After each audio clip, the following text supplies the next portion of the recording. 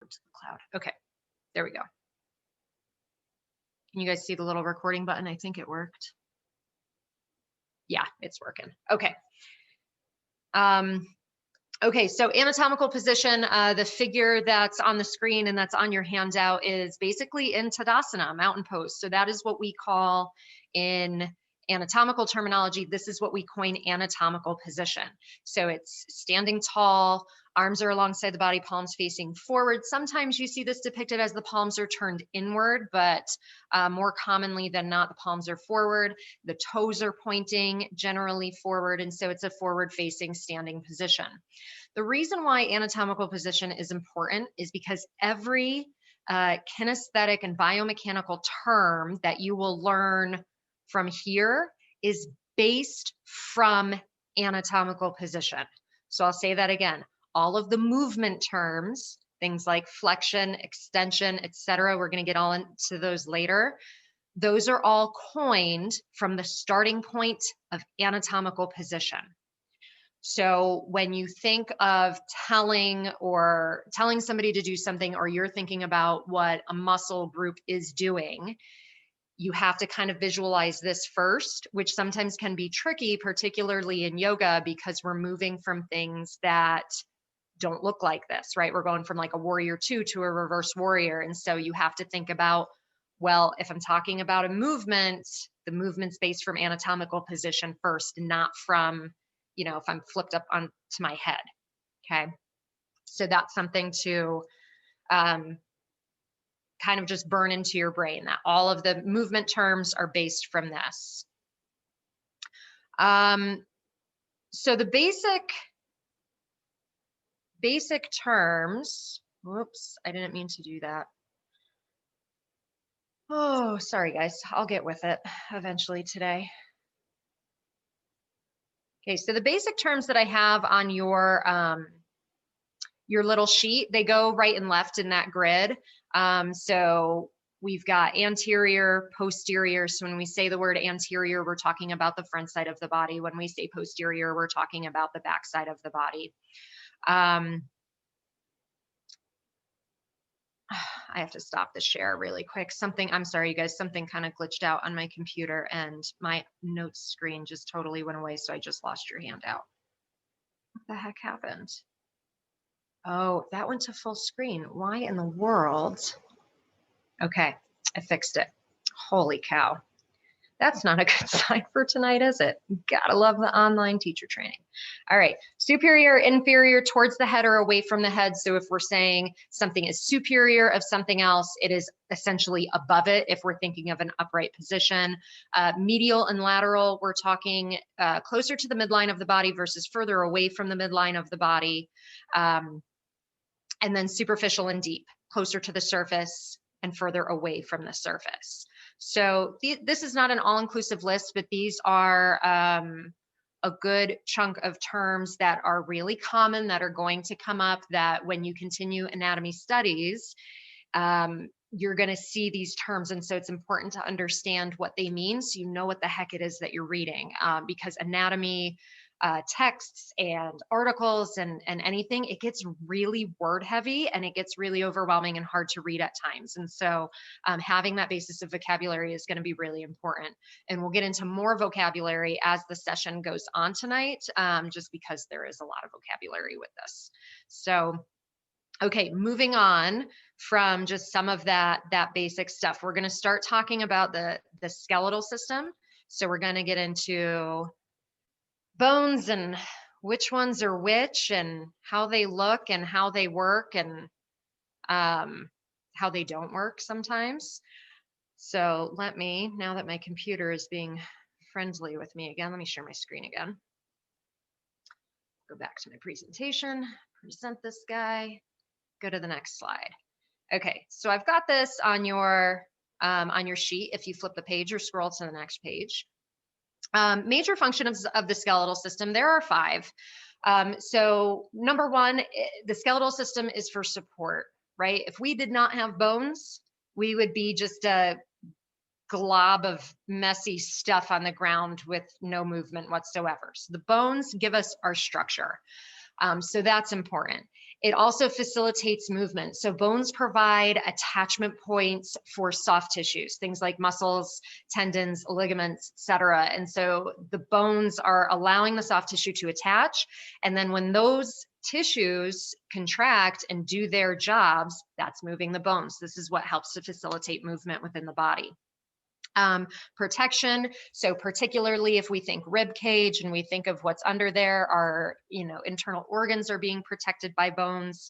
And so they don't protect everything, but it does provide some sort of structural protection for our bodies.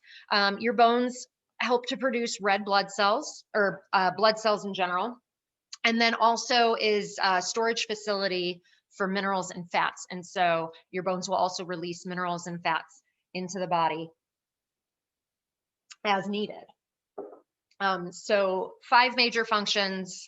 Our bones are very important pieces of our puzzle. So this is in your handout, this image of the appendicular versus the axial skeleton. And the red is highlighting each one appropriately. So we have roughly 206 bones in the body. And there are more in our appendicular, roughly 80 versus the axial. But if you think of the axial skeleton, that's just like the center of what's going on, our skull, our spine, our rib cage, our sacrum. Okay, the appendicular is the stuff that's a little bit more on the periphery. So we're thinking collarbones, shoulder and hip girdles, arms and legs, wrists and ankles, and fingers and toes. So everything that's a little further away from the center. And we're going to go over some of these major bone names just so you have some basic terminology around what each of them are called, both layman's term, which you'll probably use more, but also the true anatomical term. So let me go to, I'm going to come, well, yeah, we can stick with this for right now. It's like going to come back to this, but no, we can stick with it. So within bones, just like everything else in anatomy, we like to categorize and create like a branched tree of things, which actually fits into yoga quite well because we do kind of the same thing in yoga. But we have 5 types of bones. Now, this is not something that you're necessarily going to use specifically to apply to yoga, is knowing that you have 5 different types of bones. But I feel that when you're learning about this stuff, understanding how things are categorized is really helpful because, again, when you go and continue your education, particularly if you continue with somebody who has more of that anatomical background, you're going to see some of this stuff. And so it will help with your just base level of knowledge. So the different types of bones that we have are long, short, flat, irregular, and sesamoid. And so there are a few different, and I took this image from your handout too, a few different examples that I have pulled up here. So if we're looking at a long bone, it is named aptly so because it is longer than it is wide. So something like your femur or your thigh bone. Okay, a short bone is going to be something that's a little bit more kind of square in structure. So those are things that the image calls out, the cuneiforms. And so we're looking at ankle bones, but they tend to be a little bit more square-like and they end up getting stacked in rows, but that's more of what we consider to be a short bone. So you have those types of bones in your wrists and your ankles. Flat bones are going to be bones that are very flat. So something like your sternum. You can also think of some of the pelvic bones, the bones of the cranium. Those are all kind of flat in structure. Doesn't necessarily mean that it's kind of straight. It can have some curve to it. That's totally fine. Sesamoid bones are named because they have kind of this sesamoid structure, sesame seed kind of look to them. And they are also embedded in tendon. So sesamoid bones are kind of floating in connective tissue. And so the one that's called out here is your patella. Your patella is actually completely embedded in your patellar tendon. And so that's why it has the amount of movement that it does. You can like grab onto your patella when your leg is relaxed. You can kind of wiggle that guy all over the place. And part of that is because it's embedded into connective tissue. Now, with that said, sesamoid bones tend to be one of those bone categories where people can end up not developing those bony structures in their body. So some people don't end up with the same number of sesamoid bones. So that's something that you can see that's variable from person to person. And yes, never developing a kneecap truly is a thing. You can Google it, looks a little odd, but you're still totally functional. You just might have to do some modifications. With some day-to-day activities, but you can totally function without a patella. Irregular bones are named because they've got kind of a funky shape that doesn't really fit into any of these other more traditional looking shapes. Something like a vertebra, and vertebra singular, vertebrae plural. But you can see it shows you a top-down view, an aerial view of one of those as it calls it out here on the screen. I mean, that thing, it looks almost like a, I don't know, like a triceratops head. And so it's got all of these different processes sticking out of it. It's very irregularly shaped. And so bones that don't really fit into any of the other categories end up getting kind of dropped into this irregular category.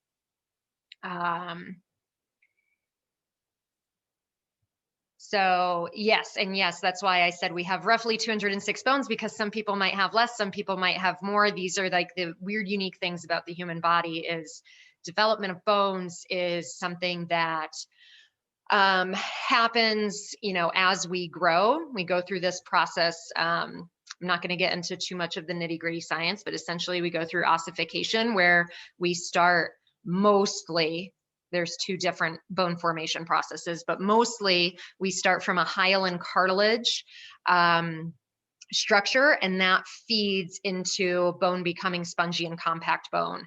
And so it goes through this whole process of actually growing and becoming the bones that we know as adults. And this is also partly why, if you think of children, or any of you that have small kids, we tend to think of smaller kids having like more bendable bones. They don't break quite as easily. And part of that is because they are still in their growth process, right? Their epiphyseal plates or their growth plates have not sealed or essentially sealed up yet. And so they are still growing. Their bones are still really forming. And so it's kind of why, my nephew Tommy can fall down the stairs and not have a scratch on him, which actually did happen, freaked me the hell out. And he was totally fine. But if I fell down the stairs, I probably would have broken my wrist or something, right? So it's just the different stages of life and the different stages of bone formation that we're going through, where as we get older and the bone is totally formed and it's a little like harder, so to speak, even though part of the bone is considered spongy, it does become something that, can be broken a little bit more easier because of the position of growth that it's in. All right, let me just double check and see what I missed. Why does that keep going to full screen? I must have some sort of setting up that I shouldn't have up. Okay, so like I said, everybody has kind of unique growth to their bones. So some people might have bones where other people don't. The other thing to know, and this is going to feed into some of the discussion that we really have, where then we start to look at each other's bodies, is that bones develop differently from one person to the next person to the next person. And let's go back to thinking about children having more flexible bones, right? So movement patterns when you're a child can influence how your bones are formed as they continue to grow and set in your body. And so let's use a really kind of extreme example. Okay, let's think of a child who goes into ballet dancing. Okay, if everyone can picture some of the things that ballerinas do, right? When they stand, think of my hands as my feet. My toes are pointed towards you right now, but I go into first position and I turn my toes totally away from each other. So I go into what's considered external rotation at the hip, right? Ballerinas can do this like crazy. The average person is turning out and they're getting their toes maybe, out at like a 45-degree angle or something. A ballerina is going all the way out straight, okay? They work on that from a very young age. It's why really professional dancers, they tend to have been dancing their whole lives. There's a few anomalies out there, but usually you start when you're a very, very young child, right? Like I started ballet when I was 4. And so it really informed how my body was able to be shaped. So those movements were really more second nature as I got older. Now, had I started ballet when I was 15, it would have been harder for my body to get into those positions because I had not been trained when my body was more flexible, so to speak, and less formed into a particular movement pattern because I was in a younger stage of development. And so, because dancers have this turnout, because that's really ideal, they also really focus on getting hyperextension, particularly at the knees, because they want that aesthetic. They want it to look that way. It's ideal for them. Probably not ideal for the average person, but ideal for them. They train their bodies into this position. So if you see a ballet dancer walk, they probably walk with a slight turnout. And part of that is because the way the femur has formed and the way the femur has then set into the hip socket, right? So we're getting, I'm now kind of taking this a little further down, and we'll pause it and then we're going to come back to this discussion.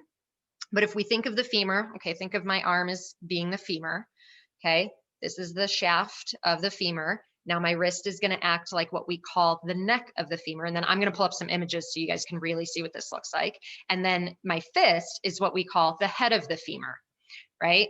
It's usually something like that. Okay. My other hand is hip socket. Okay. Ball and socket joint. We're going to get to joints in a moment here. But the head of the femur goes into the joint. The neck of the femur, the angle of this is going to differ from person to person. The angle of rotation of that femur is going to differ from person to person. So depending on who you are, how tall you are, what you've done as a child, maybe injuries, whatever, that positioning of the neck, the shape of the ball, the depth of the hip socket, all of these things in the bony structure can be different from person to person. And so this is where the big takeaway that I want you to all walk away with tonight is that because people's bone structures are unique to them, their pose shapes will be unique to them. There is no universal alignment. There is no universal alignment. You can give some universal cues that are generally safe and good for everyone to get to a general shape.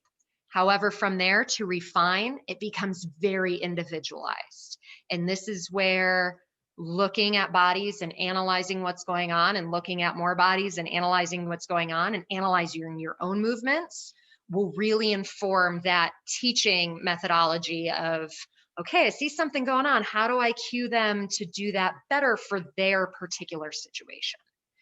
Okay, so a little kind of like seed planting for you there, because we're going to come back to this because this is going to be our big activity here in a few minutes.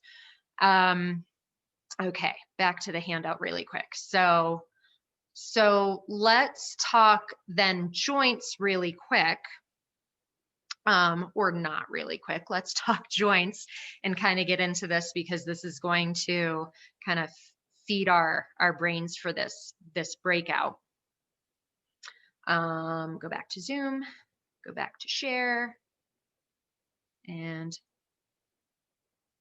share that one. Actually, no, don't share that one. I'm sharing the thing you guys already have. We're gonna get it today. Told you it's been a long semester. Semester's just begun. All right. Oh, before joints, I did know I wanted to talk about this. So this guy, and I don't know how well can you guys see the words on this handout? Can you see this okay? Is it big enough on your screen? Do I need to zoom? Sort of. Oh, why does that go away? I want to see. Oh, there we go. Okay, some of you can see. Okay, well, I'll call out names, so then that way you can make notes. But general form of a skeleton. Okay, and we've got names. These are all of the anatomical terms for the different bones. Again, there are, 206-ish bones in the body. You don't need to know all 206 names, but you should know some of the bigger bones and the ones that you would be more likely to use as someone in the seat of a yoga teacher. So we've got the cranium. The mandible is going to talk about the lower jaw. Okay, mandible is your lower jaw, your maxilla is the upper, but we'll just talk mandible here. So cranium, skull, mandible, jaw. Spine, but it's split into a couple of regions. So we have the cervical spine, which is your neck, and we will talk more specifically about the spine in your third anatomy session. So we won't get too much into that. The next one on the list, you can't really see where it's pointing, but that's your clavicle. So it's pointing to the collarbones. So there's your layman's term, right? Clavicle or collarbone. And then right down from that on the right side, it's pointing to the very top of the sternum, and it says manubrium, and that means handle. So the way that the sternum looks is it's kind of like a circular-ish handle top, and then it flattens out into like almost like a dagger. It's Halloween, right? It's a little bit more dagger-like on the way down. So manubrium is just the top of the sternum. It's unlikely that you'll talk about that ever, but just, you know, the more you know, information for you. And then below that, it says body of sternum. You can just call that whole thing sternum, right? For our purposes, that is okay. Layman's terms, you'll hear people call it the breastbone. That's okay too. Okay, if you go back over to the left side under clavicle, it says scapula. Those are your shoulder blades. We have two. It's only pointing to the right side, but there are two. And then underneath that is your humerus. That's your upper arm bone. Again, one on each side. Then we've got ribs.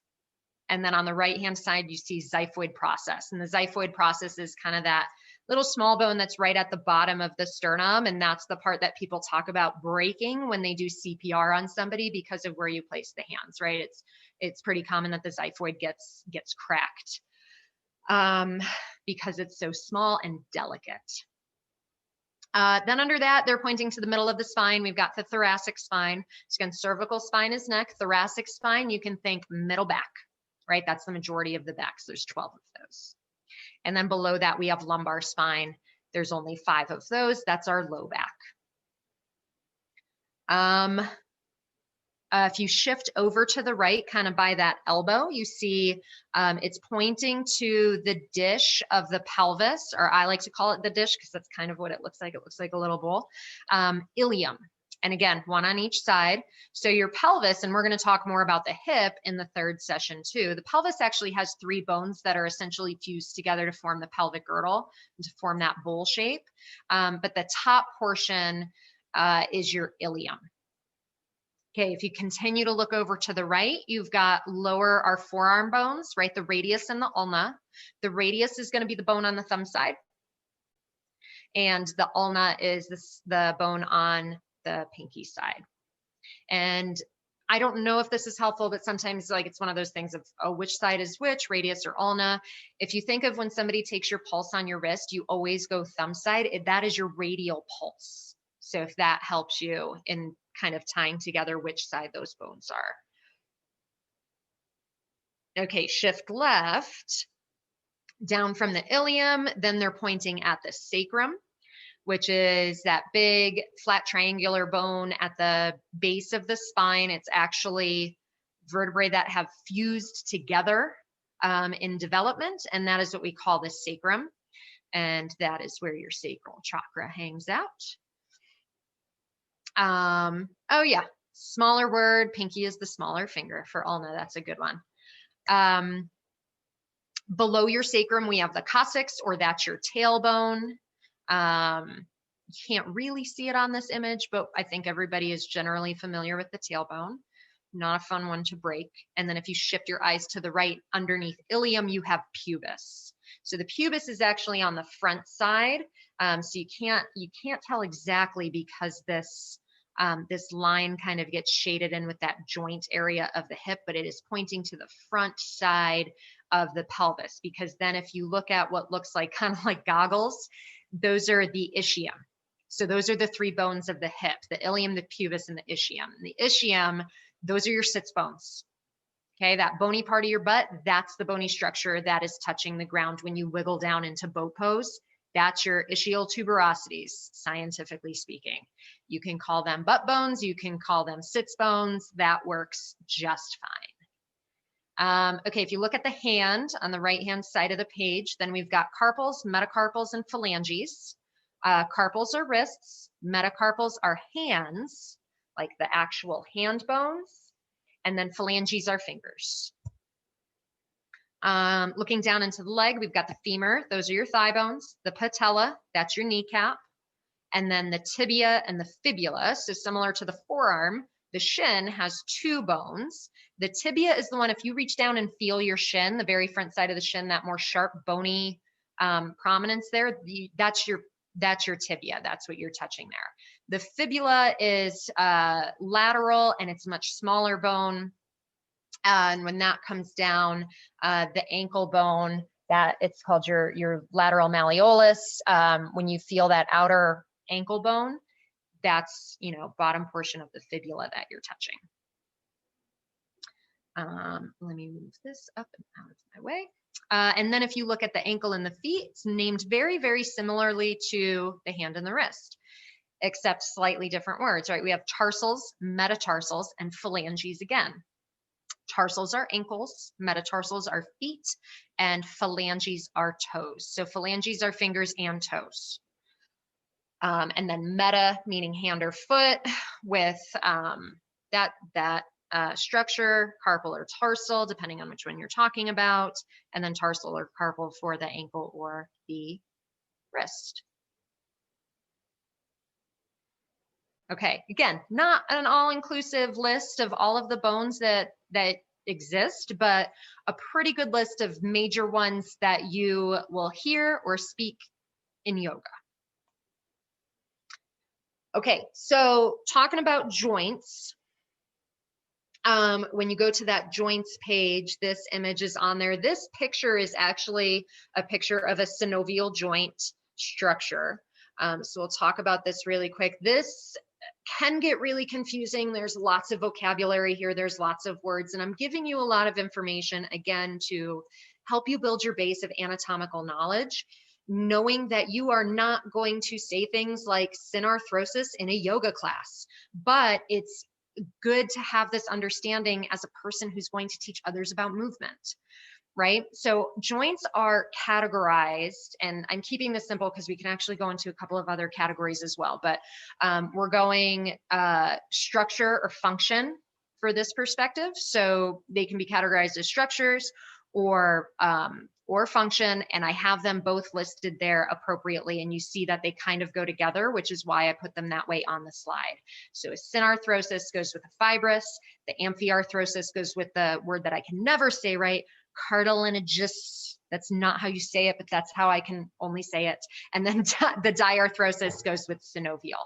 And I put the little asterisks on synovial because that's the image that I give you here. And that's the joint structure that you're going to be most involved with. Yeah, involved with when it comes to yoga, because those are the ones that move the most. Right? We're not going to be having people move what we call immovable joints, really. That's not what our jobs are entailing. I'm going to stop that share real quick. So, escape. So I give you some examples, and then I break down some more synovial joint stuff. We'll go over this, and we're not going to get too in depth, but just again, a little bit of fuel for your brain, and then we're going to dig into talking about range of motion here, which is the really important stuff. But the synarthrosis or the fibrous joints, these are really strong collagen that's holding this stuff together, and so these are what we consider like immovable joints. These are the joints that we don't want having a whole lot of movement. So even though we say immovable, there might be some like little bits of movement within there. So if we think of like the sutures of the skull. So when we look at a skull, let me do a little screen share on our fun little skeleton. Okay, when we think of the sutures of the skull, you guys can see this, right? I shared the right thing. Okay, there they are. They're kind of like a zigzag or like teeth-like structure that fit together. We don't want these guys moving, right? Because if they're moving around, this one is protecting our brain, super important, right? We're protecting the mothership here. And we don't want them moving around because then the skull can be bumping into the brain and causing, TBIs or traumatic brain injuries. We don't want that. However, given a situation with a TBI where there might be some sort of brain bruising, brain swelling, brain trauma, and there's some swelling, there is a little bit of space between the brain and the skull, and there is a little bit of movement that can happen within the bones of the skull, a little bit, but not much. That's where, if it truly is a really severe brain injury, that's when, you know, unfortunately, they're doing some extreme measures to help relieve that pressure so that you don't have permanent brain injury. But generally speaking, right, all of these little lines that exist along the bones of the skull, those bad boys are staying in place to keep us safe and protected. Then we go into the amphiarthroses, or the cartilaginous, I'll never be able to say that word, joints. And these are providing more movement than a fibrous joint. They're not as strong as a fibrous joint, but we do want a little bit of movement. So the couple of examples that I'm giving you are the pubic symphysis and the first rib in the sternum. Okay, so let me pull this back up because it's always easier when we can see. So come back this way, creepy skeleton man. First rib and sternum, so my little blue highlighted guy, it's highlighting the ligament, but the ligament is holding the joint together. And so this is the joint we're talking about here. So we don't want this to be completely immovable because the clavicle actually is involved in shoulder mobility. And so we do want some movement to happen in here, but not so much that we're not stable at that joint structure. So this is where that's falling into that category. The other one that I called out was the pubic symphysis, which both men and women have. That question always comes up. But women will experience more movement in the pubic symphysis than men. Does anybody know why? Babies. Babies, exactly. Yes. So, right, when you're preparing for childbirth, so I just highlighted the pubic symphysis here in blue, and the pelvis essentially widens and changes a little bit of shape in order to make space for the birth canal. The pubic symphysis is going to allow that mobility to happen between the pubic bones. And it's, you know, it essentially allows that stretch out to happen because it has to biologically, right? Generally speaking, on a day-to-day perspective, because our pelvis has two sides, let me grab my little pen here. If we think, and oops, I didn't mean to do that. If we think of the pelvis as one big thing, it's harder to split this out. Think of the pelvis as right and left, right? When we walk, say this side is coming forward, right? We want this joint structure here to have a little bit of movement so that the left side of the pelvis can come forward with the left leg and the right side of the pelvis can go backward with the right leg. If this structure didn't allow some movement, it would be really hard for the pelvis to allow us to move. All right, everybody with me, making sense? Okay, diarthroses and synovial joints. These are the ones that are the most mobile.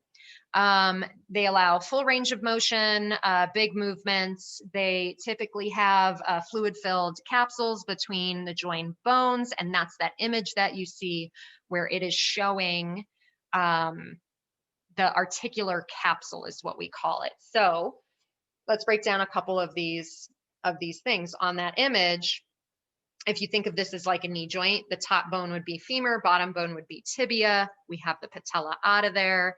And then on the either side, we have a synovial membrane. So the fluid that's going to be inside of this joint capsule is called synovial fluid. And this is good fluid in the joint. This is not like my leg swelled up and I had to go get it drained, like inflammation type fluid. This is fluid that is helping to provide, for lack of better word, like lubrication for the joint to move easily and to be in a protected situation. Okay, so we want that capsule to be intact in order to have that fluid and all of that help the joint move without you know, a whole lot of restrictions, so to speak. So articular cartilage is called out on this, which I just realized I didn't call this out when we talked about bone formation, but I made the comment about the term hyaline cartilage. So if you think hyaline cartilage is the piece of cartilage that then fuels bone production, typically, not always, but generally. When the bone forms, right, bone goes from a little piece of hyaline cartilage, bone forms, bone is big. There is hyaline cartilage, or at this point, we rename it and call it articular cartilage, that is on the outer ends of the bone. And this is also a protection kind of thing. So if we think, okay, we've got a little bit of hyaline cartilage here, a little bit of hyaline cartilage here, then we also have this synovial fluid in between. This is all protection for our bones, because if all of that protection goes away somehow and wears away, what do we end up with? What do you think? Bone on bone, grind, grind, grind. Say it again. Arthritis. Arthritis.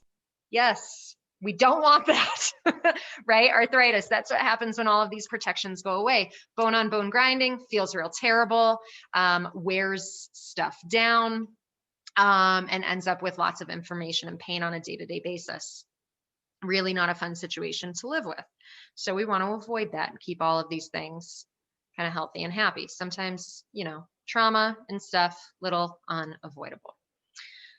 Okay, so I give you a list of the synovial joints. Again, this is kind of like the more you know information. There are a lot of different joints. Ball and socket is something I already talked about. Those are your hips and your shoulders, because it literally looks like a ball into a socket. Hinge joints, knees and elbows, because they look like hinges. Ones that aren't as clearly named or as like easily to think of are the condyloids, gliding or planar pivots and saddles. Well, pivot is because you think C1 and C2, the atlas and axis of the neck. Pivot joints, saddle joints, if you actually look at the bone structure, it looks like a saddle, like horse saddle. It really does kind of look like that shape.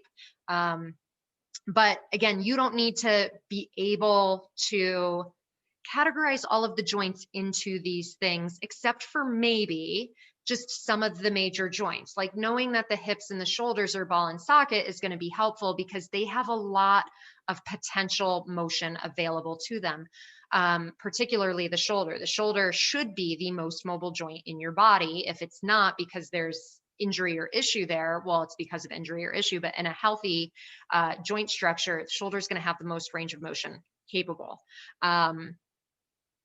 It is good to know, particularly in yoga, that your elbows and your knees do not rotate and that they are hinge joints.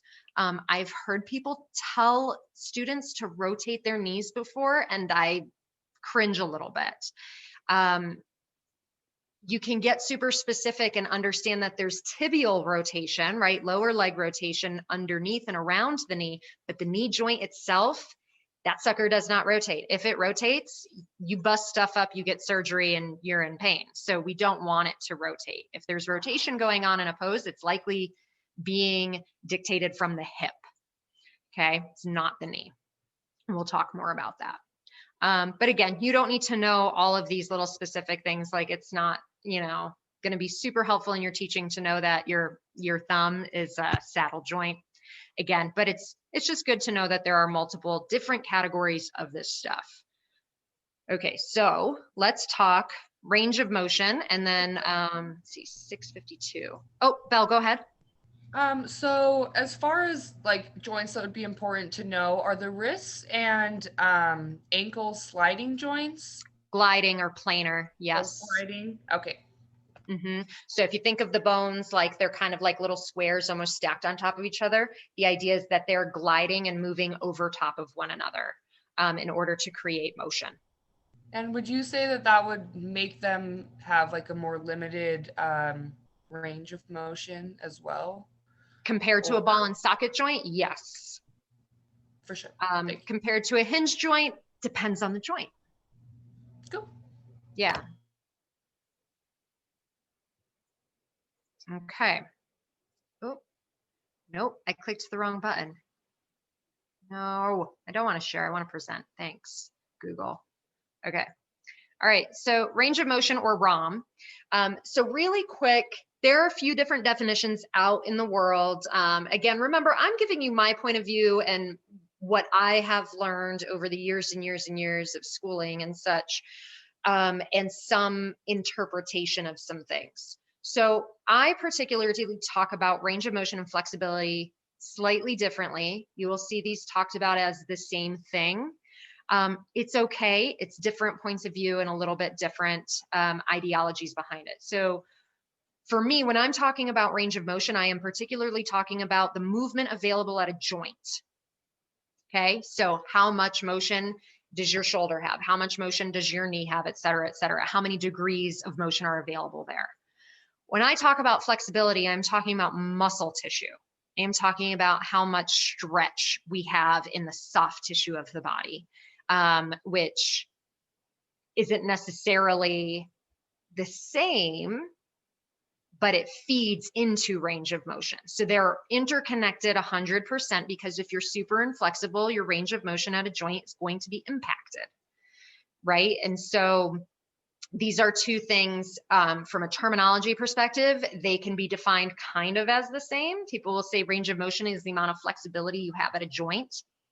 Sure, but also flexibility is talking about how much the muscle can stretch, which we'll talk about here after our activity. We're going to get into how muscles move. So active versus passive range of motion.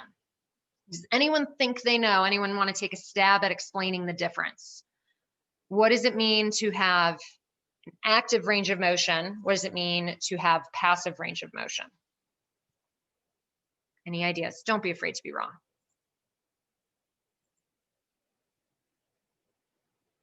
And you can type it in too if you are not in a chatty mood.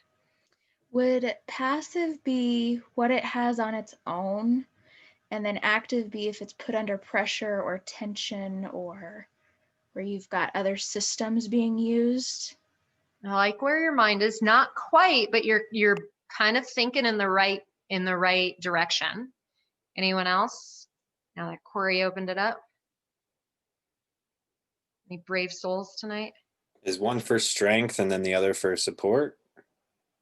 What do you mean by strength versus support? Can you define a little further for me? Maybe. Like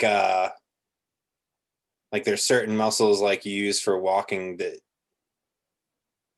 I don't know, you engage differently for like a squat movement in the leg or something like that. I don't know. Oh, I see what you're saying. Like a general day-to-day activity versus like I'm doing this for purpose activity. Are you thinking Yeah. like that way? Am I interpreting you right? Yeah, or like passive is like you're. No, I have no idea. I appreciate that. No, I like where your head is too. So not quite, but I like the idea. Oh, where'd my chat go? Wah! That's not true, you guys. Ignore that. There we go. The chat does not like it when I am sharing a screen.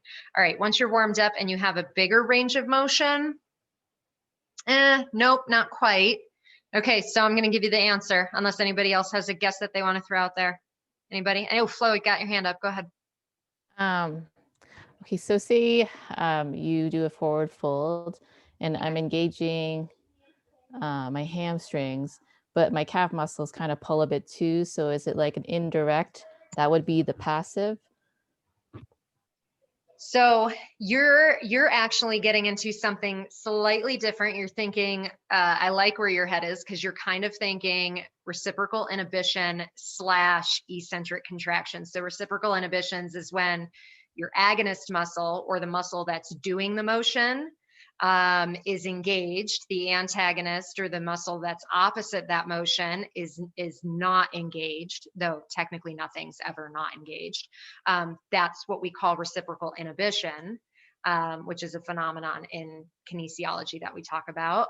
But then also you talked about engaging those muscles, which is working on eccentric contraction, which is something we're going to talk about here in a minute. So not quite, but you just blew open a whole lot of anatomy things with that. So that was really great. So here we go. So passive is someone moving you through the range of motion. You go to the PT, they say, give me the dead arm and let me see how much I can take that arm through and what you have when you are not engaged, when you are not doing the work. Active is you doing the work to put your body part through that range of motion. So it's kind of like, you can think of it as assisted to some degree for the passive, but it's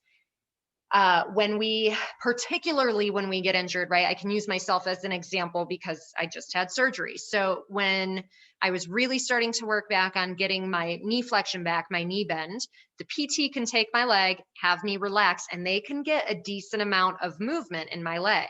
When I tried to do it myself, right, probably about 20 degrees less I could get on my own. Some of that is muscle atrophy, and muscles just can't move the joint through it. Yeah, much more literal than you thought it was going to be, right? A lot simpler than you guys thought, but I liked everybody's answers.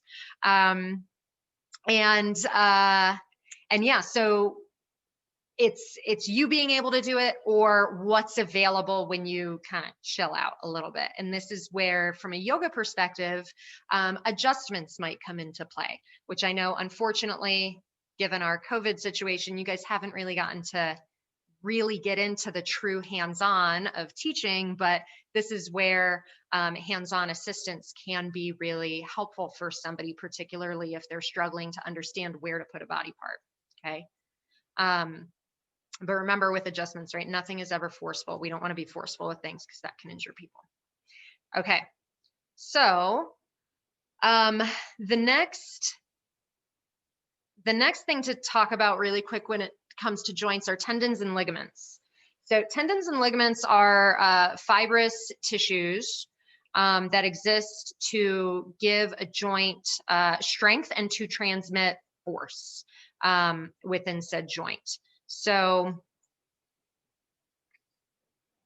I've got it up here because I don't think I have that on your handout. So tendons, and I do have the definition on your sheet, but tendons are going from muscle to bone, and they are helping to transmit forces between the two. Okay. Ligaments are going from bone to bone, and they are providing joint stability. Neither one of these structures are meant to be stretched. Say it again. Neither one of these structures are meant to be stretched.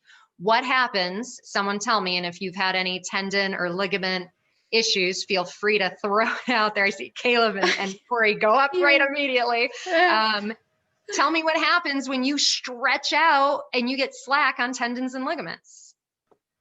It's Corey, no go ahead. fun. It's no fun. It's not fun. No. It took me 4 years to walk without pain after stretching the ligaments in my hip. Oh. Okay. So yeah. Okay, that's no good. Caleb, you threw your hand up too. I don't even know what I did, but I did something to my knee, Okay. and then I couldn't do yoga, and then I got depressed, and it sucked. Yep. Yeah, I did something to my MCL Okay. in rock climbing last year. Okay. It may have been skiing. I'm not even sure which one. Probably It's either both. skiing or rock climbing. Yeah. And yeah, I'm in physical therapy right now, and I can get back in child's pose again. Hey, that's good. All right. Anybody else? They were the ones that I could see on my screen. Anybody else have a tendon or ligament story? So I don't see any other hands going up. Okay. So the deal with these, again, they're not meant to be stretched. And this is where I get really pissy with yin teachers, because yin teachers say this all the damn time, and it makes me go crazy. I don't inherently have a problem with yin yoga. I have a problem with the way yin yoga is taught, because people say, oh, we're going to get into those soft tissues and we're going to stretch out your tendons and ligaments. Holy shit, don't do that to people. Because when you stretch out the tendons and ligaments, you end up like poor Corey and Caleb. You can't do things because, again, our ligaments and tendons are meant to be stable, supportive structures. Tendons are meant to provide strong kind of tensile force transmission between these things so that we're able to do something like jump, right? To be really, really simplistic with it. If our Achilles, everyone know where the Achilles is? bottom of the calf and connects to the heel. So if our Achilles is got slack on it, right? It's not tense, it's not nice and taut there, and we try to jump up, our ability to create force in the backside of the ankle and the calf is going to be much less than if that structure were nice and taut like it should be. Okay, that would be called an injury. We would have an Achilles injury in that perspective. Ligaments, right? Speaking from experience, when you stretch or strain a ligament, the joint structure is no longer stable. So ACL, right? That was the one that I did 15 years ago. Now, granted, I blew it up. It didn't exist anymore. But if it got stretched, so Caleb had an MCL issue, right? That's your medial collateral ligament of the knee. So it's on the inside edge of the knee. ACL, if this is my my femur on the top and tibia on the bottom, you guys can see me in a little box, right? Okay, just making sure the screen share is working the way I think it is, right? The ACL and the PCL, right? One is in front, one is in back, anterior cruciate, posterior cruciate. They're preventing those top and bottom leg bones from doing this. So without an ACL or a PCL, your femur or your tibia can slip forward or backward when you're in motion, causing more and more damage to the knee joint. Okay, when the MCL or LCL, which are on the outer edge of that joint capsule, when the LCL or MCL are injured, that's not holding the knee straight forward, and it allows sideways motion, which again, as a hinge joint, the knee is not meant to go sideways, and that creates a lot of pain, a lot of issue. And usually with MCL and LCL injuries, unless it is like severe trauma, those things tend not to get torn as much. They get just severely injured. So like small fibrous tears in them that don't need surgical intervention, or like stretch, which again, not meant to stretch. We want these things to be stable so our joints are stable. Okay, so, okay, so that's it. That's it on those. That's all I'm going to say off my soapbox, right? But again, not meant to be stretched. They're not elastic materials. I have a question on ligaments. Yes. In the past, at one point in time, I was told in one of my knees I have loose ligaments. What does that mean? Like, apart from being loose, what does that mean? So hypermobility or joint laxity are real things that exist within people, and there's usually a test that they'll do to determine if you have one or the other. They're not necessarily things that just go together, but what that probably means is it has something to do with your collagen production and the amount of tensile force that's within that fibrous tissue itself, which means you have looser joints, to put it like really simply, right? Which means you have a great range of motion available at the joint, but less stability and less strength at the joint. So someone like you would have to work extra hard to strengthen the musculature around the joint to ensure that additional injury does not happen, because you naturally have the genetic predisposition to be laxed, so to speak. Does that help? Trying to make it simple. That does, yeah, that makes a lot of sense, because it was my left knee and it used to give out from under me like that. I would lose all power, but I take collagen now and I've been strengthening that in particular, so that makes sense. But I never like, someone told me that, then I switched doctors and kind of just fell out of the loop on that one. Yeah. So there's a few different tests they can do to determine if that's truly like what you have. Some people will be like, oh, I'm hypermobile, but they're not really hypermobile. They're just really flexible individuals. Like hypermobility and joint laxity, they're actually like medical terms that people can be diagnosed with. I hate using the word diagnosed because it sounds like you have like some sort of illness, and it's not that. It's your genetic makeup. Which again, just like bone structure, it's unique. It's unique to you. And it can be unique, like you said, it's just on one side. We're not mirror images. We're not totally symmetrical, unfortunately.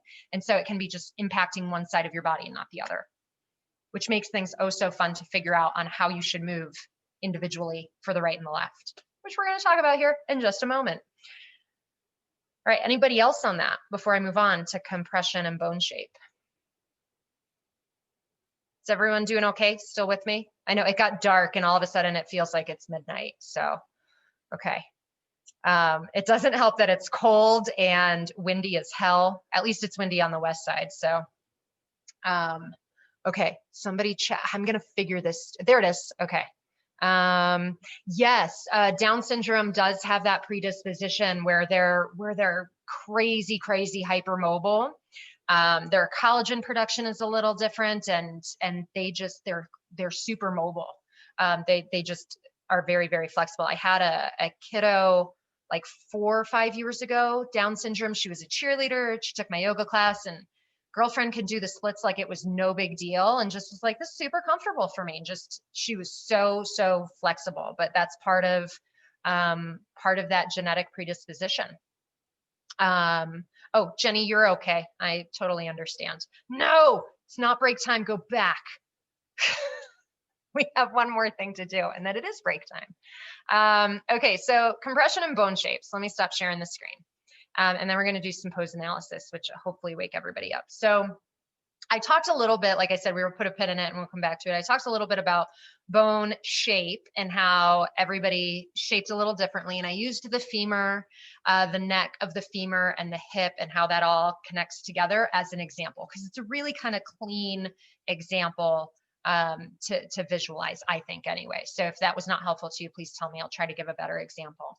But I'm going to show you, because I have very distinct differences on my right hip compared to my left hip, and you can see it in a pose. And this is going to help kind of feed what you guys are going to look at when I split you all up into breakout rooms. So because of the shape of our bones and the differences in the shape of our bones, even within our own bodies, right and left, front and back, all of that good stuff, that's going to inform what our poses look like and how we're able to perform certain poses. Because we might run into an issue that is not related to flexibility at all. It's related to bone compression, right? So this idea that bone is hitting bone and you can't go any farther, right? So example, think downward facing dog, okay? And think the ankle. Think of the ankle and the motion of the ankle. So we're thinking about pushing the heels towards the ground. Now I'm going to say most people cannot comfortably get the heels to the ground. Now that could be because of calf flexibility. It could be because of hamstring flexibility. It can have nothing to do with either, and it can have everything to do with ankle and ankle bone structure. Okay. So if we think of front side of the ankle, right? So we're turned up, we're turned this way, right? We're in what we would call dorsiflexion of the ankle. If we think of, we have these rows of bones, right, in the ankle, and then those rows of bones, when we go into that dorsiflexion and the top of the foot is moving towards the front of the shin, maybe bone hits bone, shin to ankle, and you can't go any farther. And it has nothing to do with how flexible the backside of your legs are. It has everything to do with your damn bones are in the way. So getting your heels to the ground, never going to be a thing for you. It's why we don't teach people to cue, put your heels on the ground, though it might be an option for you. Depends on your body. It's why you'll hear teachers say, press your heels towards the ground, but it's okay if they don't touch the ground, because of those differences between people. So here's the example that I can show you. Let me change my computer so that you can see me. And I just realized how dark it is in my house. So turn on a light over here. I love all your Halloween decorations. Oh, thanks. Yes, I like Halloween very much. I usually have a lot more bats up, but they didn't want to stick on the walls this year. Okay, so crescent moon, or you can think of it as crescent lunge on the knee with the back knee down. Okay, so there we go. So if I, oops, sorry, I don't want to make you guys seasick there.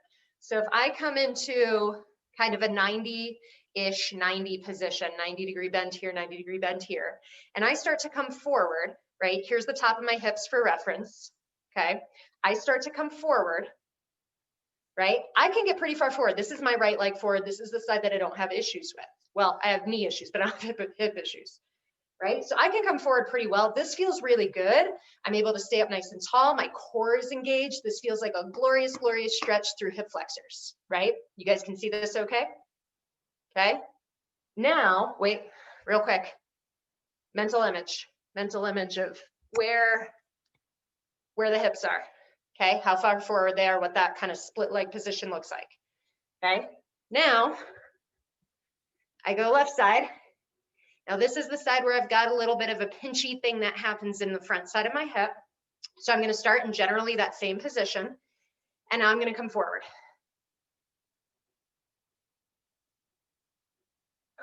Does that look the same or different? Can you see it?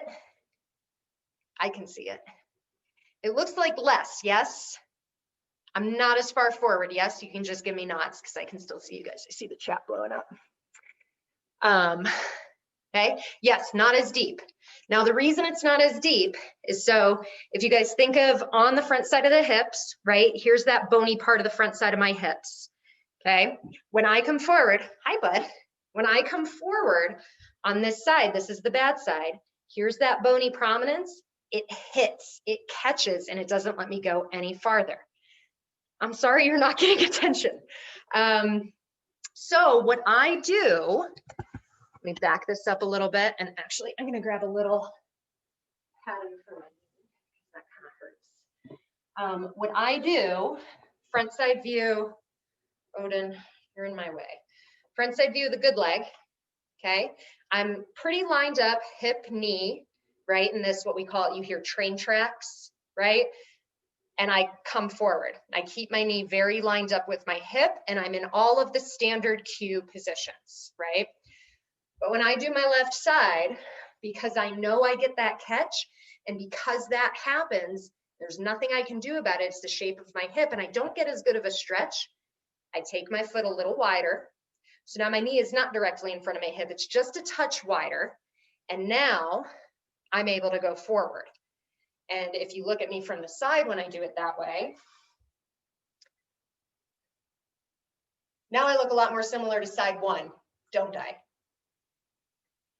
And so this is what language that I use in my classes when I teach people is, it doesn't have to look the same right to left, but you want a similar experience right to left. So you're trying to get similar feelings, and it's okay if it doesn't look perfectly mirror imaged, because it's unlikely that your body is a mirror image of itself when you cut yourself in half, right? You probably have something on the right side that you don't have on the left side. One side's just inherently stronger or less flexible or more flexible, or you've had an injury, right? Mine is probably a combination of all kinds of things. So if I had a teacher tell me to bring, if they saw me do that and they told me to bring my foot forward, I would tell them I can't. So here's the language that I use to make it a little bit more inclusive, if you will, when you talk to people about do this, don't do that, etc. Is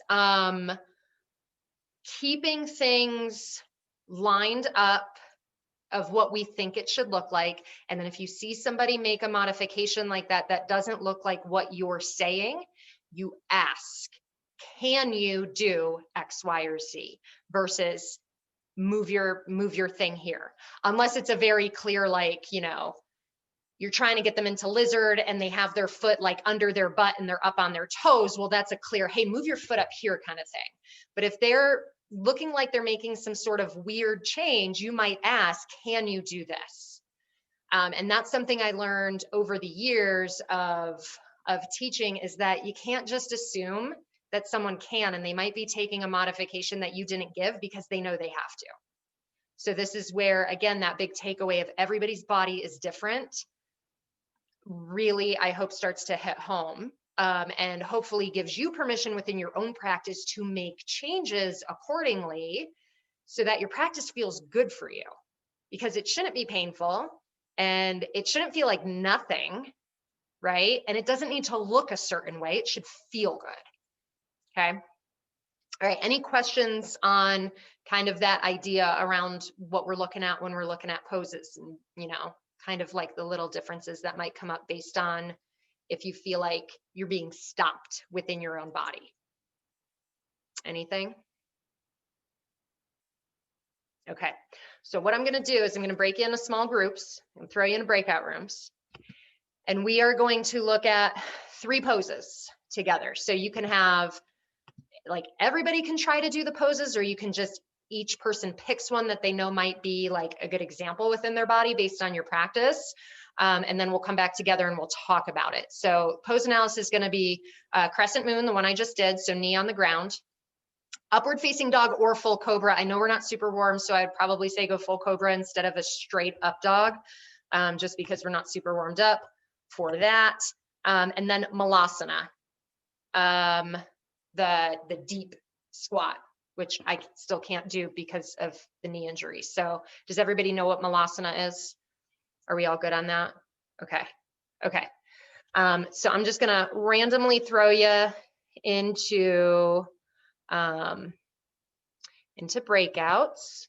And again, so one more time, our poses are crescent moon, so crescent with the knee down, malasana, the deep squat, and full cobra. Okay, chest all the way up, full bhujangasana. Assign automatically. Let's do 2, 3, 4. Let's do 4 rooms. Okay, and create. Cool. Options. We're going to do this for,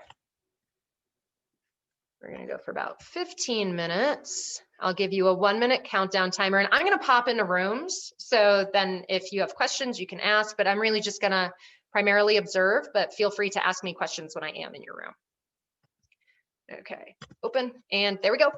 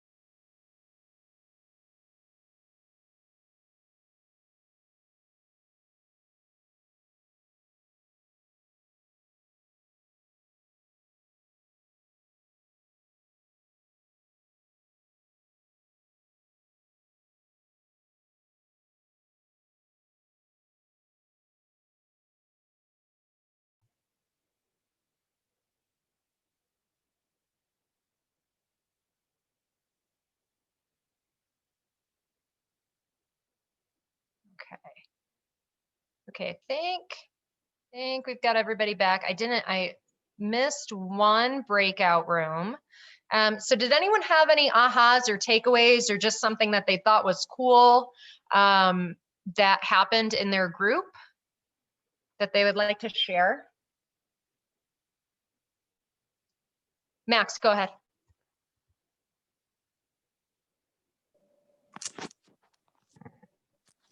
All right, so it was definitely when you popped in the room and we were doing Malasana. And so I guess whenever I've ever done Malasana, and you were there when we talked about this, but no one else was, I've never engaged my butt. You know, I always like get into the squatting position and like push, you know, try to have my back straight and like push into my legs. And I guess I've just like hung too much pressure on my knees and like legs and just never engaged my glutes while doing it. So I always felt this strange pressure everywhere in the knees. And so Anna was like, yeah, just like, you know, engage your butt, you know, like stiffen up, engage your butt, like your glutes, and, you know, you're in a squat position, you know, it should be engaged. And I did it, and that was amazing. And that's going to change everything from now on, because for whatever reason, I've never done it or have never been told to do it. And it's like, it was an aha moment where it's like, oh yeah, no shit, you should be doing that. That makes sense. You're in that position. So that was really cool. I definitely took something from that. So Max, if you wouldn't mind, can I have you show, so I want to kind of show them what happened when I was in the room. So do your Malasana as you've always done it. And then I'm going to make you change it. So I want you guys to watch. So I had him go sideways. He told me he had pressure on the inside of his knees. So when he came into it, I'm looking at that outer edge of his foot, and I could see that he wasn't pressing down firmly through the full foot. There was a little bit of a roll in. So I told him, push down through the pinky toe side of the feet and engage your arches, like you're trying to lift your arches. So like I'll even flail my toes a little bit here to help engage arch support. And then from there, I told him, okay, it's a squat. Squats are for butts. Engage your glutes. And then he gave a squeeze. Now everybody saw him lift up, right?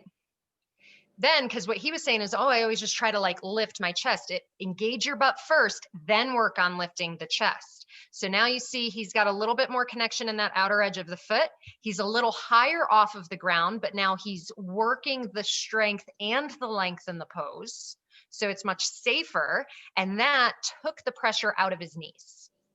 Okay, Max, you can relax.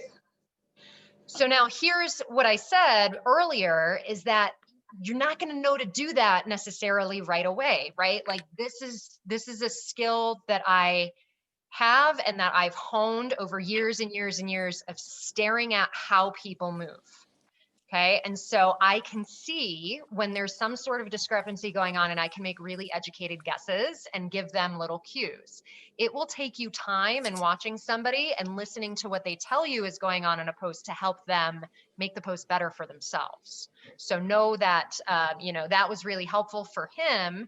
And you might be thinking in your head, well, God, how the heck would I have known that? You might not right away. And that might be something where, you know, you do a little research. Someone tells you their knees hurt in a squat pose, and why could that be, kind of thing. Okay, anybody else? Katie. That just brought up a question for me, because in our group, we were kind of talking about like a block modification that's been used in some classes. Yep. But then you said to like engage your glutes. I was like, well, if I'm sitting on the block, my glutes are not going to engage. Maybe, unless I squeeze them, but can't they? Like when would a block be appropriate to modify, I guess? I would say a block is always appropriate, because you got to think of what's the purpose of the pose, right? One, it's a squat. So it is a strengthening pose for the big muscles of the lower body, particularly the glutes, the hamstrings, and the quads, right? It is big on dorsiflexion of the ankles, so toes pulling towards the knees. So it's working on ankle mobility, which means front side shin strength as well, back side shin length, so caps. But it's also, right, so we're getting into this mobility idea. So ankle mobility, hip mobility, knee mobility. If somebody does not have good mobility, they're arthritic, they have an injury, et cetera, blocks are great. Right now, I need to get into that position because it's helping my knee kind of get that mobility back, but I have to use blocks because I can't support my weight bending down that much without shifting to the good side and compensating. So the blocks help reduce compensation patterns, which we don't want, right? Because then that just makes the issue more problematic. So the blocks are great for somebody who's got some serious imbalance, and the blocks are great as a learning tool to understand what that shape is. And then once you can take the blocks out because you've learned, okay, this is where it is, this is how low I can get my butt, then you can start kind of weaning off of the block.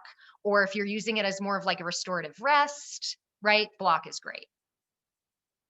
Does that help? Okay. All right. Anyone else want to share something from their group, or now maybe have a question that they want to ask? So for me with down dog, in the past, I've been able to put my feet on the ground, so I'm working back to that, but I actually have hyperextension in my knees. So for me, it's this balance of bending my knees, but still straightening my calves because it's just, I've even had physical trainers who look at me and go, you don't need to hyperflex your knee. And I go, but I'm just standing. This is just, so it's just that balance of doing both. Yeah. So my first question would be, why do you feel you have to have your heels on the ground? Oh, you're muted. You're muted, Corey. You're still muted. Hit it. There it There goes. it is. Stretch my calves. Okay. So Can I'm you not stretching stretch out. your calves without the heels on the ground? I don't feel it. I mean, I'm working there right now. My feet are off the ground, so I'm slowly starting to work. Okay. But it's still the balance of, yeah. So don't worry so much about if the heels can get to the ground, right? Kind of detach from that expectation and think more, especially with a hyperextended knee. Soft bend, it doesn't have to be a big bend, because if you have hyperextension, when you put even just a little bend in the knee, it feels like huge bend. You're like, God, my leg is not straight. But when you put a little bend in the knee, your knee is probably going to end up putting your leg at 0 degrees, which is straight for everybody else. Great. Okay. So now the quads engage, you push through the heels. Just the action of pushing through the heels gives the calves what we call an isometric stretch component or an isometric contraction. Okay, so it's lengthening out because of that push action through the heels. The other thing that you can do, rather than just trying to force heels to the ground to intensify the calf stretch, is actually to work on the pelvic rotation. So in downward facing dog, if you think of the pelvis as a bowl, and think of this as like the front side of the bowl, the front side of your pelvis. When you go into that upside down V, Odin, I swear to God, stop it. Dude, you're killing me. You're going to knock the computer over. Sorry, you guys. The pelvis should anteriorly rotate. It should rotate forward. Okay, so that's that whole hips to the sky, tailbone up and back kind of cueing. It's to rotate the hips forward. When you rotate the hips forward, it immediately sends some cueing down the backside of the legs, hamstrings, glutes, and calves. So try thinking about pelvic rotation and less about heels to floor and see what that feels like. All right, anyone else? Okay, was that helpful to at least start just kind of like being a little bit more analytical in your own body as you're doing a pose, and also being able to start looking at people with a different kind of eye, right? With a teacher's eye, kind of get you in a little different mindset about looking at a pose. Okay, so now the challenge becomes when you're teaching, and this is hard initially because you guys are also in a training program where you're kind of memorizing a script to some degree, right? You're memorizing different cues and poses and all of that. So it's not as organic as it would be if you're making up your own thing. But it's okay. I know the cues for downward facing dog, but I also need to look at what's happening in somebody to pick the appropriate cues for what they're doing and what they're not doing. And that becomes the new challenge versus I memorize these cues and I just spit them out. Those cues might not be appropriate for what somebody's doing. And there becomes the problem and the challenge as a new teacher is, you know, do we do the right things, et cetera, et cetera. Don't overwhelm yourself with this, but I just want that thought in your mind so that you really start to actually watch people when you teach them. I know a lot of teachers, I've taken a lot of classes, unfortunately, where I know they're not watching a damn person in the room because of the language that they're using. They might look like they're watching, but they're not really watching. They're just walking around, spitting out words that they've been taught that they're just regurgitating without much thought. And it falls short from having as much impact as it could from that overall yoga experience perspective. So just start to kind of like think through that of, okay, how will I start to work through this as a new teacher? And I have a limited amount of cues that I know, so my brain is not overwhelmed. So how do I start to really pick the right ones out of the limited cues that I know? And as you do this over and over, right, you teach more classes, you teach more people, you learn new cues, you get new language, and you find a lot more ways to approach something. So, okay, with that, let's take a break, shall we? Okay, we're gonna take let's see, it's 7:47. Let's take a good 10 minutes. So I know that brings us back at a weird spot, but let's bathroom, coffee, snack, whatever you guys need to do. 7:57, we'll pick back up. Let's record again. All right. Okay, so muscles. We have a great deal more muscles in our body than we do bones, over 600 in fact. And so as a yoga teacher, you certainly don't need to memorize all of the muscles and their origins and insertions and all of the stuff that goes along with every single one of them. That's insane. And we have, encyclopedias to look stuff up. But just like the bones, having a general knowledge of names of muscle groups is going to be really helpful, as well as understanding what the general actions of those muscle groups are. So that's really going to inform your understanding of what you're doing in a pose and what the point is. And that's going to inform not only your cueing, but your sequencing. So understanding better, well, what should come first, what should come second, so that your sequencing feels good for your students and feels like it makes sense. So this will be, again, you don't have to know everything, but it'll be important to start to get that general understanding of some of the big main areas. So we focus on skeletal muscle in this training. We have visceral, cardiac, and skeletal. Skeletal is the only one that can be consciously controlled. Visceral, we're talking about organ tissue. Cardiac, we're talking about heart tissue. We're not necessarily actively controlling those things. And so we're not really talking about that in this training and in this setting. We're talking about skeletal muscle action. But I'm going to drill down into our muscle contractions and then what we think of as stretch, which is really just a different type of muscle contraction and how all of this kind of works together. So let me get some of the visuals going here, and we'll talk through some of those big muscle groups. That's the one I want. And present. Okay. All right, so this image is on your handout. I think this makes it look a little clearer, it blows it up a little bit. But this is showing a kind of a really nice, but also rough cross-section of what muscle actually looks like. So muscles are quite complex. And so you see where it's got tendon and bone, and then it's wrapped in fascia, which we'll talk just a little bit about fascia tonight. We don't have a ton of time to dive into it, but just enough to have a general understanding of what it is. And then we get into like the general structure of the muscle itself. You don't need to really know these words, the epimysium, the paramysium, the endomysium. Don't worry about those, but understand, like, if you think of the muscle as a container, think of those containers. I know we had them when we were, kids in the 80s, but there was like a tube container with a bunch of plastic straws in it. Do you guys know what I'm talking about? Anybody?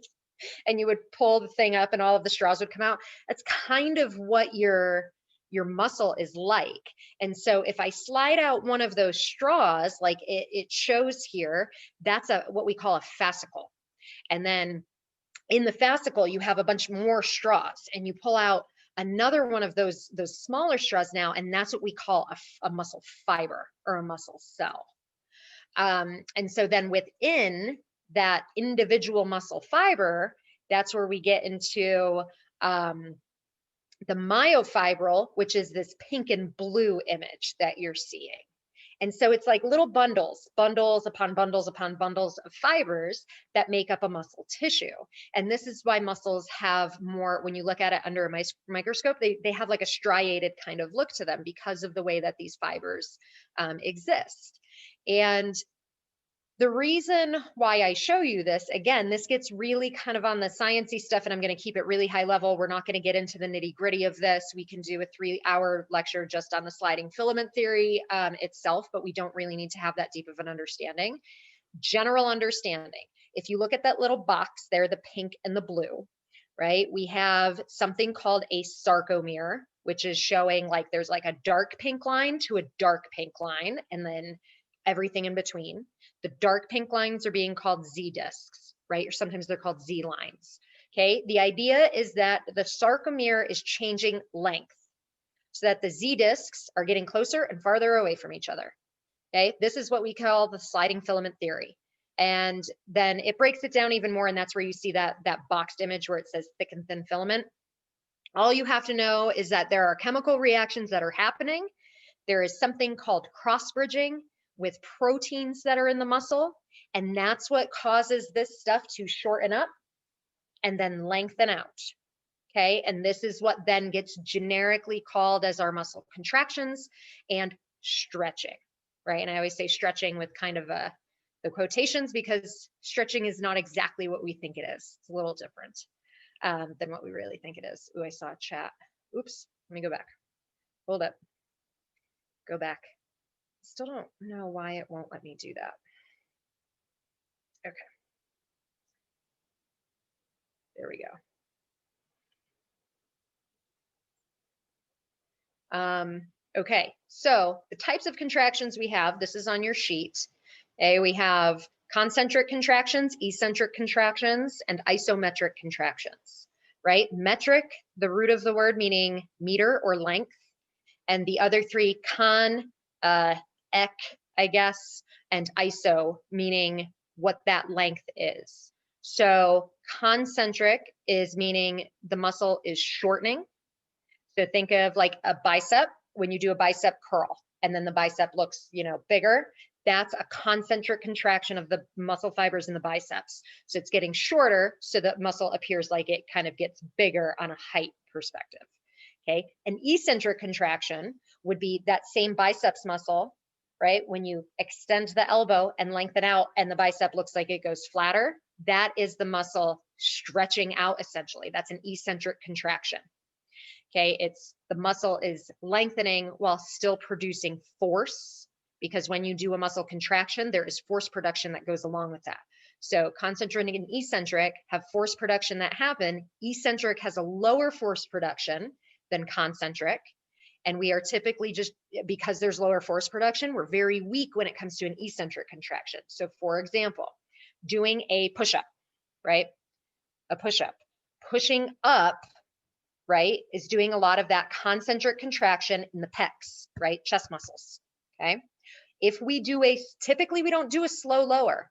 If you do a really slow lower, right, it feels crazy hard because we are eccentrically training those pectoral muscles. They are getting longer, right? And so we are training them to support the body and produce force and produce strength while they are lengthening out, which is much more challenging. So this is why you see people in the gym doing things like on the opposite side of the exercise they're doing very slowly. They're training eccentrically on those muscle fibers. So then if we think of, again, eccentric is really, in theory, it's kind of what's happening when we stretch. The muscle is lengthening out. Isometric is the muscle producing force without any change in length, holding a plank, for instance. We are getting stronger, we are training the muscle, but we are holding the position statically-ish, right? Wall sits, holding any of our poses in yoga. So we do a combination of all of these contractions because we hold and we move and we hold and we move and we hold and we move. And so you're doing all of these things. Types of stretching, okay? When we talk about the flip side of strengthening things, we think of what the lengthening action is. And when we think of that, we think of really 3 more modernly accepted definitions. So static, dynamic, and facilitated. If you see ballistic out there, it's old school methodology. We really shouldn't be doing ballistic stretching. Ballistic stretching is back in the 80s when you would touch the toes and bounce, bounce, bounce, bounce, and like blow up all your muscles. We don't do that anymore. We know better, but you might still see that word float around out there. It's different than ballistic training methods or plyometric training methods. It's like you're trying to force the muscles to stretch out to their furthest degree, and that can create a lot of injuries. So we try not to bounce anymore. But static is just as it sounds. It's a static stretch. You hold it. So think at the end of the series, your seated forward fold, right? Paschimottanasana, you're holding that statically. You're working on statically lengthening the backside of the body. Dynamic is when you are moving the body through a full range of motion. So think of flowing sun salutations. That is stretching while moving. So this is where in athletics now, right? Back in the day, we jumped rope or ran for a couple minutes, and then we did a bunch of static stretching, and then we went and played our sports. Nowadays, we don't do that. We do some sort of cardio warm-up, something to get the body heat going, and then we do a dynamic warm-up. So when you see people walking, pulling their knees to their chest, doing walking lunges, things like that, that's what we call a dynamic stretching routine in order to take the muscles through the range of motion that are going to be needed in the activity itself. And the reason why we do dynamic prior to an activity like a sport versus doing static first is because static actually decreases muscle power output.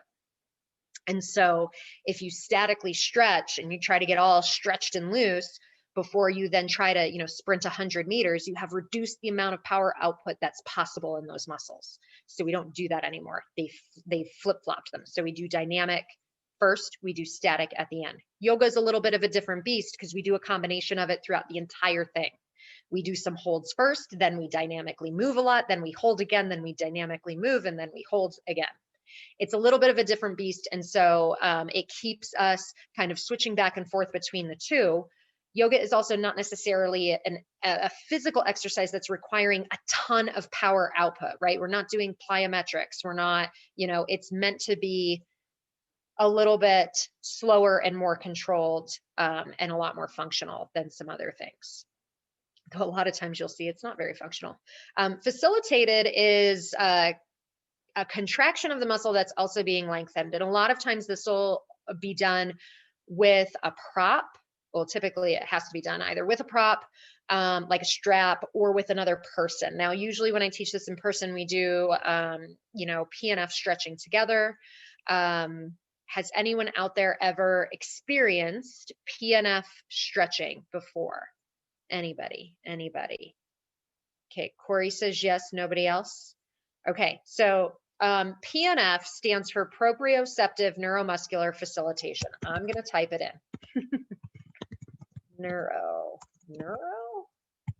Neuromuscular facilitation. I think I spelled it right. There might be a typo in there. PNF for short. So PNF falls into this category. Now the idea is, let's do a simple hamstring stretch. You're laying on your back and you have one leg up to the ceiling, the other leg flat on the ground. You get a partner who comes in and holds the leg that's up and kind of gently stretches you back. Everyone can visualize this, yes? So it's partner stretch, okay? But instead of them just like stretching your leg and trying to get you to the splits, they stretch you until they find your initial stop point, right? And we hold right before that stop point. We hold it there for about 15 seconds. Then we have them contract, right? So it's primarily hamstring stretch. They're going to contract the hamstrings and push against you. They're going to push against you for 6 seconds. Push, push, push, push, push, push, push. So they're pushing you away. Then they relax and you push their leg up and over the head again into that split, and it goes farther. And then you hold it there and you hold that stretch, and then you tell them kick, and they kick 6 seconds, and then you push it again and it goes farther. And so it's essentially, it's a little trick. It tricks you into, it's really tricking your nervous system into allowing your body to stretch farther. Caleb, did I see your hand go up? Yeah, can this be performed with a strap on your own? Yep. Okay, cool. Yep, absolutely. So that can be something that you guys play with. You throw the strap over the foot and you can do the same thing. So remember, you have to go back and forth between activate and then relax. Like when you pull the foot up over the head, you need to actually like let your leg kind of go, just like you would have somebody. So this is a little bit of passive range of motion too, if you have a person or a prop moving you through it with you not doing any work. It's passive range of motion. Okay, so this is what we call a facilitated stretching technique. Now, this comes up a little bit in yoga, not like the standard like athletic trainer-esque, like what I just explained, PNF technique. Like I'll do that to my runners who are really tight, like as part of their warm-up on a meet day, who like need to get a little bit more space in their bodies. But this is short-lived. It's not a permanent fix. It doesn't immediately improve your flexibility forever. It's like within hours that change has dissipated, it's gone. So it's definitely a very short period of time where that change happens. But it does serve a purpose in that training bout or, you know, whatever you're using. It may come up in yoga and it looks slightly different through adjustments. Okay, where you can have somebody actually, and this will come up more for your really, really bendy folks, where you have them work against you to be strong in the pose while they're lengthening, because they're at higher risk for injuring themselves at the joint level because they're so damn bendy. Right. So our hypermobile folks and our dancers and figure skaters and, you know, people who just do yoga for 20 hours a week, you know, people who are just really, really flexible. We need to remind them that they also need to be strong within those positions so that they don't have overuse injuries and get hurt. So you can have them resist you in the poses. So example, and if I was with you, I would do it with you. But if you're on your back, oop, my computer almost fell over. If you're on your back in reclined pigeon or figure 4, everyone know what I'm talking about? Okay, on your back, ankle over the knee, figure 4 position. Lift the legs up towards your chest, okay? Me as the teacher, I'm gonna come in front of you and I'm gonna place your foot of the leg that's not being stretched. So if my right ankle is over the left knee, I'm going to place your left foot, the bottom leg, on my thigh. And I'm going to have you root and press into me. And then I'm going to have you press your own shin into your thigh. And we're going to work on this little compression together. This is really excellent for people who have really open hips and they like get in a pigeon or they get in a figure 4. They're like, I don't feel anything. And they just kind of flop into it. This is a way to get them to feel something in the pose and make them strong in the pose, because their hip external rotators are crazy flexible and they just kind of flop into it. And you might be that person. There's nothing necessarily inherently wrong with it. You're just high risk for hip injury. So this helps you to train those muscles and it gives you more sensation, particularly down under the glutes into the external rotators of the hip, things like your gemellus and your piriformis. So it can help just, again, kind of firm up that structure. Yes, you can do that on a wall. Yep, foot on the wall, push into it. Okay, and so you push and then you'd pull and ease off, and then you'd push and then you'd pull and you'd ease off. And that'll help alleviate some of that tension too. Okay, so the reason why, let me get back to my slide. The reason why this phenomenon happens, again, it's because of the nervous system. It's like you're kind of tricking it, and it's due to something called proprioceptors. So share, why? Okay, Zoom. Got like 45 minutes left, just hang on. All right, here we go. My sweet little drawing of a muscle. All right, so proprioception itself means the awareness of your body in space. Okay, so it's your ability to take the arm out to the side and then touch your nose because you know where your arm and your nose are. And so you're able to do something like that. So we work on a proprioception a lot in yoga because you're teaching people where to put their arms and their legs, and then they're creating muscle memory essentially to know to do that. It's not necessarily all just muscle memory, it's this proprioception. Outside of that, there's another definition-ish of this word, and we're talking about these two things that I have written in blue, your muscle spindles and your Golgi tendon organs, or your GTOs. Not to be confused with car, but they are little mechanisms embedded in different places of your muscle in order to record information so that your muscle knows where to go. And not necessarily it knows where to go like I'm lifting and lowering my arm, but it knows where to go in terms of like how far it can lengthen out at a safe rate. So in my really rough drawing here, right, I've got tendons labeled on either side of the muscle tissue, the muscle I have just striated there in red.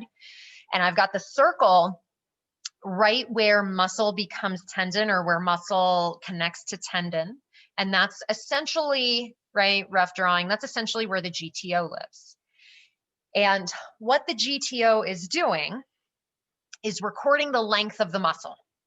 So when you stretch, reach for your toes, it records the safe length of the muscle to keep you out of injury. The job of these two things is to keep you injury free. They are trying to prevent you from going too far. So you're going to reach towards your toes and it's going to say, okay, we went this far. It's going to send that information back to the central nervous system, record it, you're good to go. You do it again, it allows you to go that far. You maybe go a little farther and then it records that. So this is why this whole, like, if you don't use it, you lose it. Saying it really is true, because once you stop adding that stimulus to the body, the GTO is going to go back to whatever your baseline is or somewhere close to it. So it's like if you were able to do the splits when you were a kid and then you stopped doing the splits and now you can't do them as an adult. Well, there's a lot of reasons for that, but part of it is because of these things and because of that nervous system adjustment that happened. So now the muscle spindle is also recording length, but the muscle spindle is recording speed as well. So how quickly you got to a length safely. So this is where like, this really comes into play for plyometrics. So if you think of like doing squat jumps and exploding out of a position, this will really come into play, is how fast did your muscle contract concentrically and eccentrically, and was it safe? And that's okay. Okay, log it in the central nervous system. We're good to go. Again, stimulus, repeat, repeat, repeat, and then you continue to make those changes. Yes,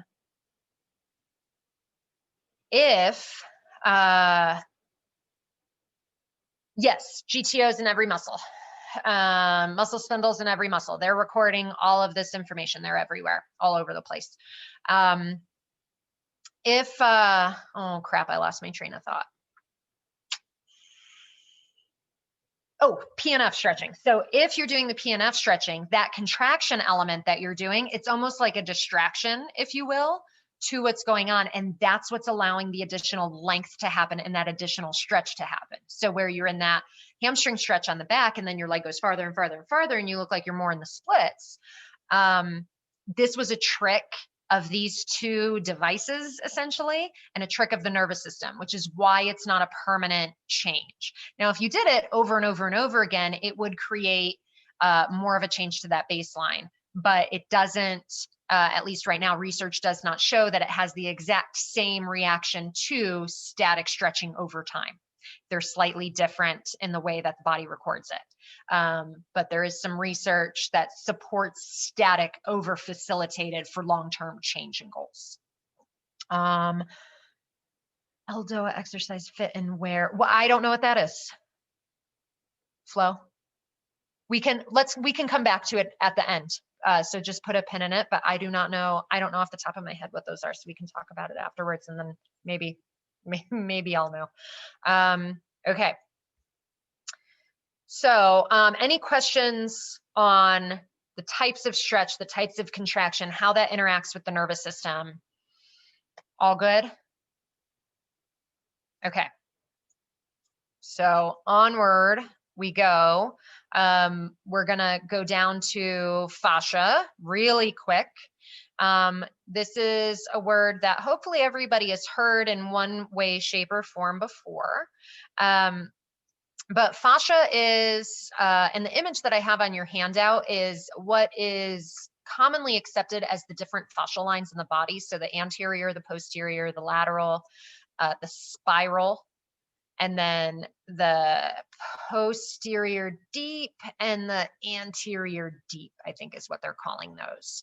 But those blue shades are kind of what's commonly accepted right now. Know that the research on fascia is really new, and there's not a lot of proven information about this whole area at the moment, which is why I don't talk a whole lot about it, because I don't like to talk about something that hasn't been completely proven to some degree. There's a lot of random tools and things out there where people claim all of these things that may or may not be true. So I struggle with that a little bit. Essentially what it is though, densely woven collagen, connective tissue in the body. Okay, think of it like a really dense spider web. It's under your skin. It connects and separates things. It kind of weaves all around all kinds of stuff. It encapsulates muscles, it encapsulates organs. So it's everywhere. So with that, this is something else that I hear that comes up in language, not just in yoga, but just in even in just the fitness world itself, where people talk about separating the fascia and treating the fascia separate from something else. Now, what I just told you, it's a densely woven collagenous web, and it covers and weaves and encapsulates things. Can we separate it out and treat it separately from everything else? What do you think? Yeah, I see head shakes. Yeah, no, you can't, which is why when, have we heard the term myofascial release before? Has anyone heard that term? You can just give me a head shake one way or the other. Okay, so some of you have, some of you haven't. So myo means muscle. Fascial means fascia. Myofascial release, muscle fascial release. They go together. You can't separate them. I feel like I always rip on yin yoga, but I hear this shit all the time in yin yoga. We're going to talk about just the fascia. You can't. I don't know why they say this. I don't know who taught them this, but you cannot. You can't just stretch your fascia. I would love to see someone separate it from their muscles, but I feel like there'd be a whole lot of weird, gross dissection happening in yin yoga if we were doing that. So I would recommend against it. Yeah, the way I teach yin is very, very different. It's not the way a lot of others teach yin.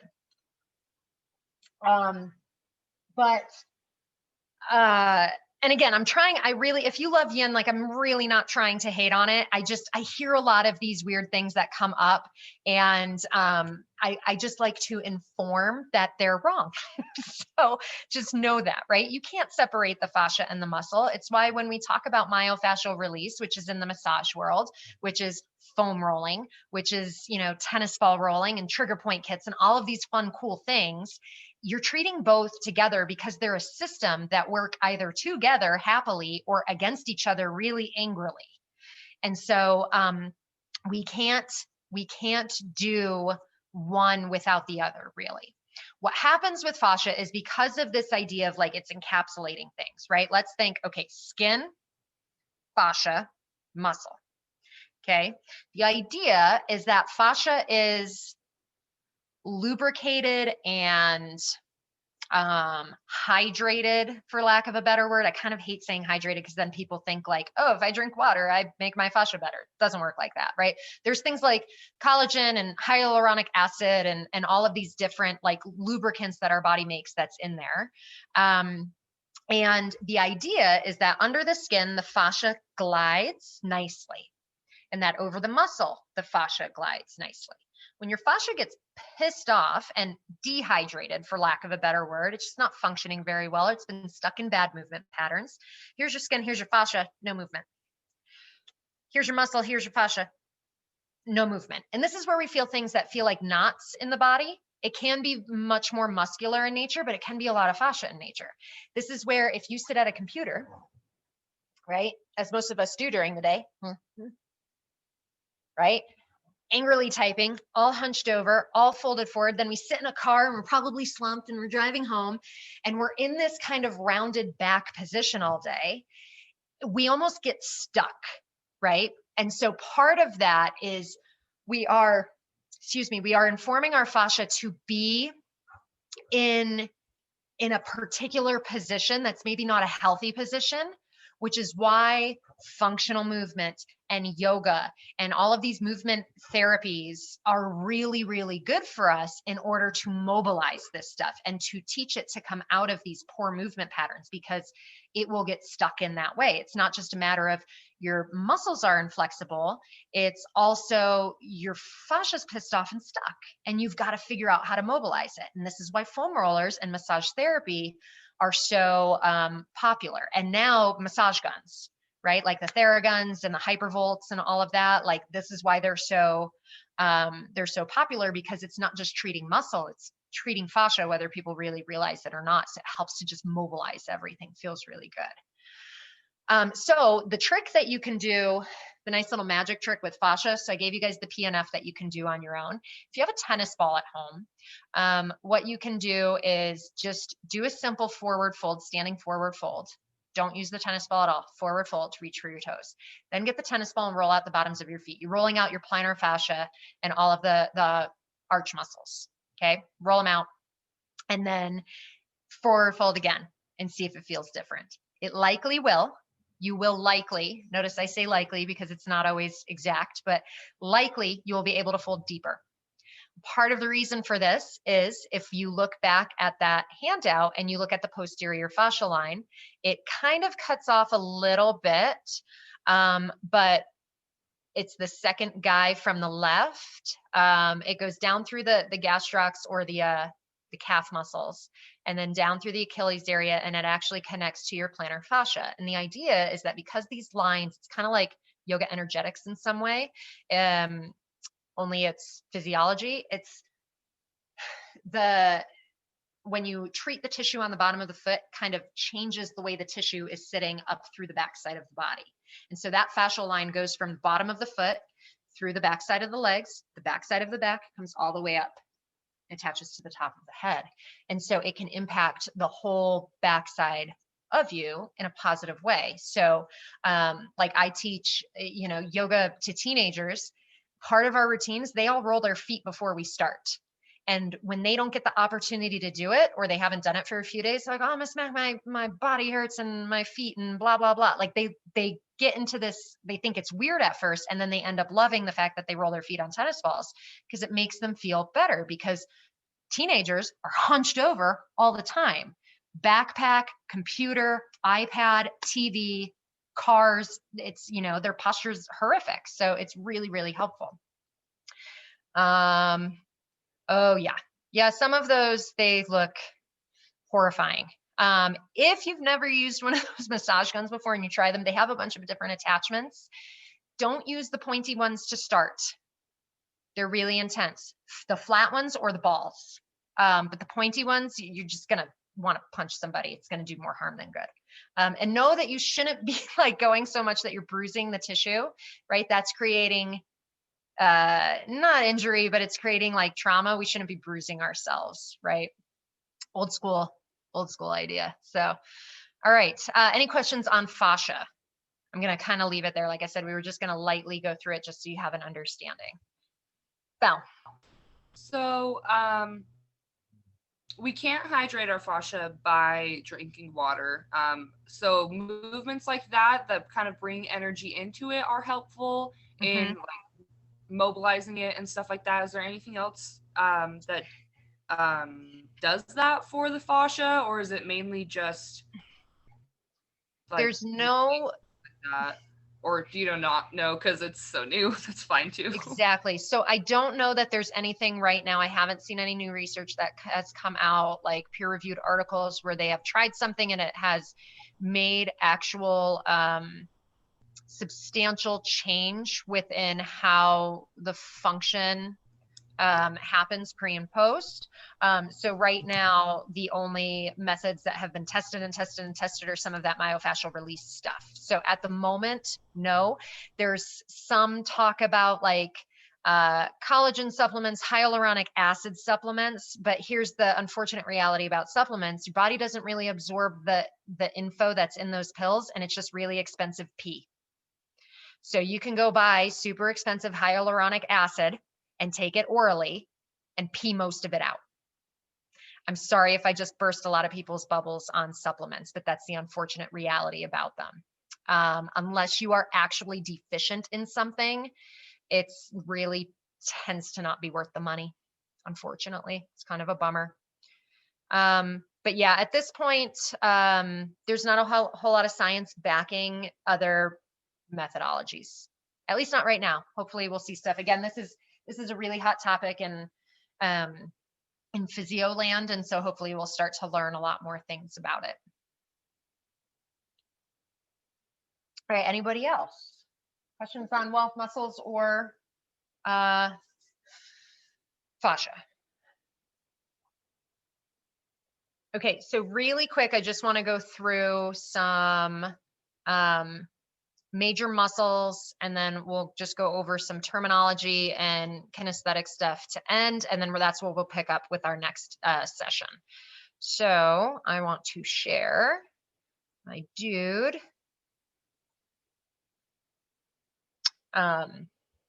Because there's so many muscles, it's harder for me to find a nice clean image like I did for the bones. So I'm just going to use this instead. And hopefully that'll work okay. So you guys can, take notes or screenshot what's up here. Any of that is totally fine. Again, this is also being recorded, so we're good. Okay, so let me zoom and we'll start high up. So chest muscles, whoops, sorry, didn't mean to do that. Make everybody dizzy. Chest muscles, okay? Pectorals. There are multiple pectoral muscles. We won't get into that right now. Just know pecs, right? Those are chest muscles, okay? If we turn him, okay, the shoulder, oh, damn it, Anna. Gotta remember to click draw. The shoulder caps or the shoulder pads, these are your delts. Again, there are multiple heads of the delt, but we'll just keep it simple, okay? Flip to the back, the big triangle or diamond that you see, these are your traps. People tend to think of the traps just as being upper shoulders and neck. No, they go down as well. You have inferior traps. So trapezoid, traps, trapezius, okay? That's all of that. Let's flip him back to the front really quick. And again, I'm just giving you basic muscle groups because that's where you start. Okay, biceps, right? Biceps, front side of the arm. So again, think anatomical position, palms are forward, biceps would be on the front side. Okay, opposite the biceps are the triceps. They're on back side of the upper arm. Okay, these big wings on the back are your lats. They're huge. Okay, latissimus dorsi, those are your lats. Okay, flip them. Everything on the front kind of belly area, we can just call those abdominals. Okay, even that includes obliques, deep abdominals, all of those muscles we talked about when we talked respiratory system, right? You consider those abdominals. Flip to the back side, and we've got glutes. I didn't mean to highlight the lats. You have multiple glutes as well. Min, med, max, they all do different things, but just no glutes, right? Your butt muscles. Okay, let me scroll them down. Back side of the upper leg, we've got hamstrings. Again, you've got multiple, as you can see here. Don't worry about knowing all of them individually. Those are the hamstrings. Okay, calves, whoopsie. I almost remembered. Calves, lower side of the back leg. Okay, you've got multiple again.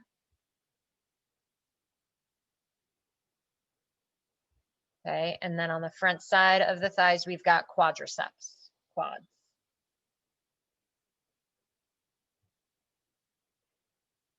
Okay. If you're talking about lower legs or forearms, you can just be generic. There are a lot of muscles in those areas because they connect into hands and feet. Don't overwhelm yourself. There's so much going on in there. You can just talk forearm muscles. You can say shin muscles. That's totally fine. You can be really generic with that. But I've heard teachers, like, it's kind of like Sanskrit. They make up muscle names. They call, biceps, triceps, and it gets really confusing. So just like with Sanskrit, if you're going to use anatomical terminology, make sure you know what the heck you're talking about, because you'll confuse your students. It's okay. You make a mistake and you have a flub, just make sure you fix it. But don't try to go beyond what you know if you're unsure. Okay. So make sure if you're going to choose to use that kind of languaging, you're clear on it. So, let's go to your biomechanics page. I'm going to leave you with some stuff that tends to be a little bit more confusing, which is why we'll end with it. You can come back to it, do a little homework on it, and then we'll pick up with it the next time. So we're really talking kinesiology and biomechanics, two different but totally interconnected disciplines, right? So if we think anatomy is what stuff is, physiology is how stuff works, kinesiology is how stuff moves, and biomechanics is the mechanical laws about it, the physics. So kinesiology is the study of movement, biomechanics is the study of human physics or life physics, because you can look at the biomechanics of any moving living thing. And within that, we have planes of movement. So I'm going to share my screen and pull this up just so that it's bigger and you guys can see a clearer image. It is on your sheet. Okay. So we have 3 planes of movement that the body moves through. The green one there on the left are transverse. Sometimes you'll also see this termed horizontal, used interchangeably, means the same thing. It cuts our body in top and bottoms. And so what you need to kind of think through and how you perceive this is think of that green sheet there as like a plexiglass sheet that's shooting out in all directions, cutting you in half, upper and lower. So your movement is on that plane. So the movement that follows that plane when it cuts you top and bottom is rotational, twisting actions. I am moving on the transverse or horizontal plane when I'm rotating. Does that make sense? Yes. And if it doesn't yet, it's okay.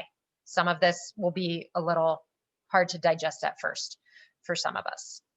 All right, then we go to the frontal plane, and this, because he's a little turned sideways, you can't see it as well, but the frontal plane there, that kind of reddish pink, it's cutting the body in front and back. So this plexiglass is cutting us down in half of front to back, and so the plexiglass itself is shooting out to the sides, our frontal plane. So the movement, again, it's along that plane, so it's lateral bending, okay? It's sideways motion. Okay, it's bringing the arms overhead in extended mountain pose and then doing a side bend, which in hot yoga they call crescent moon, I believe. So it's that side bending action. Sagittal plane is where we live most of the time. The sagittal plane cuts us in half, right and left. And so again, the plane is going to shoot out front to back. And so the movement is along the front and back. So we walk sagittally all day long because we walk forwards. If we sidestepped and walked sideways, we'd be walking frontal, but that would be really inefficient. So we don't do that. Sun salutations, basic Surya Namaskar A is sagittal, right? Inhale, look forward. Exhale, feet to hands. We moved forward, sagittal. Inhale, halfway lift. We lifted up, sagittal. Exhale, forward fold, sagittal. Inhale, extended mountain pose, sagittal. Exhale, forward fold, sagittal. We are moving along that sagittal plane a lot. When we get to Sun B is when we start to open into frontal and transverse. And it is really important to get those 2 planes because on an average day-to-day perspective, we live in sagittal. And so it's really important to train the other two and balance us out as much as possible. It is important to know these. I've had people ask this, why do I need to know this? It is important to know this because you are teaching movement. So you need to understand the planes of movement, because when you sequence a class, you got to get everybody through all three of those planes. If you don't know what pose is in what plane, how well do you know, how much do you know that your class is well balanced? You don't, you're guessing, right? And so it's giving you a more informed way of class planning. Okay, and thinking through that stuff of, oh, I planned this class and it seems really cool, but man, I just realized I have no transverse plane movement at all. You have to change that. You have to add in some sort of transverse plane movement, right? So that's where that will help to inform your sequencing from an anatomical perspective. Okay, so we're going to go over the terms that I have on your handout. So if you look at that, I've got your definitions for all three planes and that image. And then underneath that image, I've got a vocabulary list. It's not exhaustive. I have that even listed there. It's pretty relevant for the movements that you need to know and understand at this time, and movements that I think that you should know what they are. So we'll just go through them really quick. Yeah, we'll go through them really quick, and then we'll talk about kind of what the homework is going to be, because we're running out of time. So flexion, extension go together. Flexion happens, well, both of these happen at the spine, the shoulders, the elbows, the hips, the knees. Okay, so flexion is essentially lessening the joint angle, making it smaller, and extension is making the joint angle larger. For instance, okay, elbow, I'm in extension, flexion, extension, flexion. This gets funky to understand to some degree, and a lot of the movements will get funky to understand, because remember, I said this earlier, movements are coined from anatomical position. So you have to think about, where do we start? If I'm in anatomical position, right? Flexion, extension, elbows, flexion, shoulders, extension, shoulders. Okay, wrists get really funky, right? If my palms are forward for anatomical position, this is wrist flexion. Palms this way. This is wrist extension.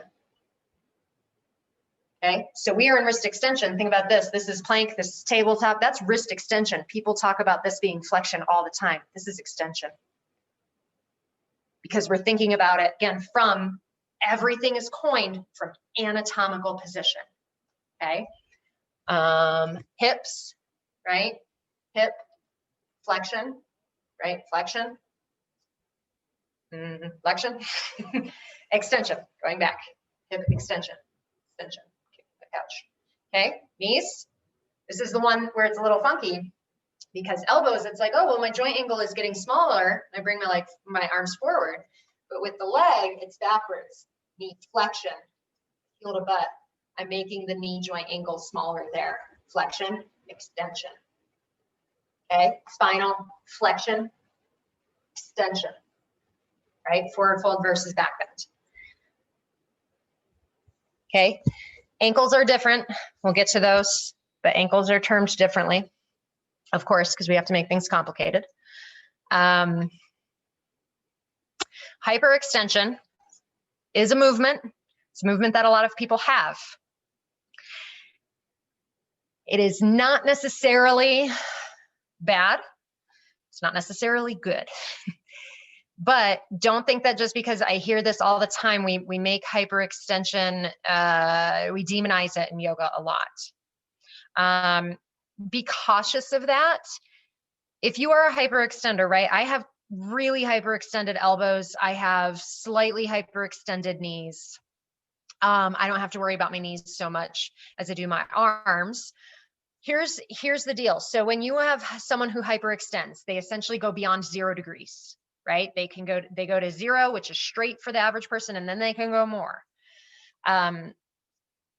That's how their bones are shaped. That's how their joint is formed. That's how their body is. We don't want to make them feel like they are wrong. in some way, shape, or form. The way that their body moves is wrong. And I hear the languaging around it all the time. Don't hyperextend, hyperextension is bad. And you know, I battled with it a lot myself in yoga, where I was like, well, God, this is what feels good and this is what my body does. You make me feel terrible about it. I don't know what to do, because teachers will tell you don't do it, but they won't tell you why. And they won't inform you around it, which drives me nuts. So here's the reality around hyperextending. If someone can do it and they can do it safely, they are fine. Leave them alone. If they look like they're settling into the joint and they have no muscle engagement, they are doing joint damage because they're resting into the joint. Maybe not in that instance, but over time, right? It's the repetition that creates the degradation of the joint. As long as someone can be safely engaged with that bit of hyperextension, they are probably fine because their body allows for that. The example that I can give you for me is downward facing dog. When people try to pull my elbows out of hyperextension, right? Look can you see how bad that goes? And I'm in long sleeves right now.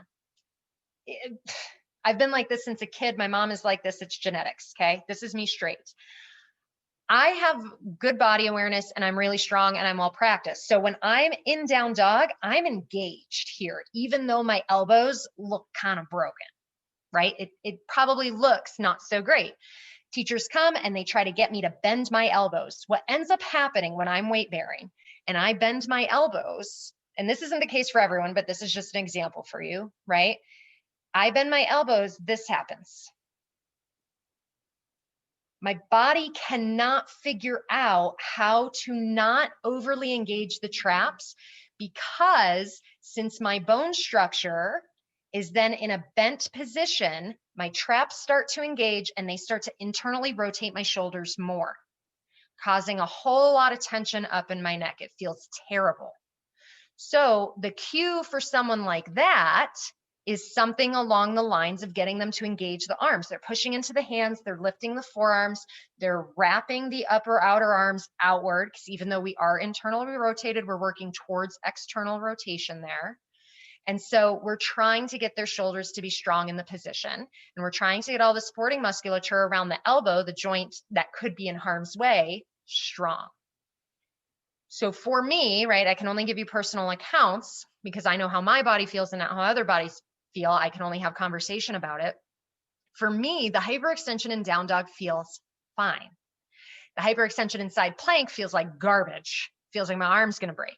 So I don't do side plank very often unless I'm on my elbow or I keep that bottom knee down, because it doesn't feel safe for me because of my arm structure. It's not a great pose for my body. So I modify it.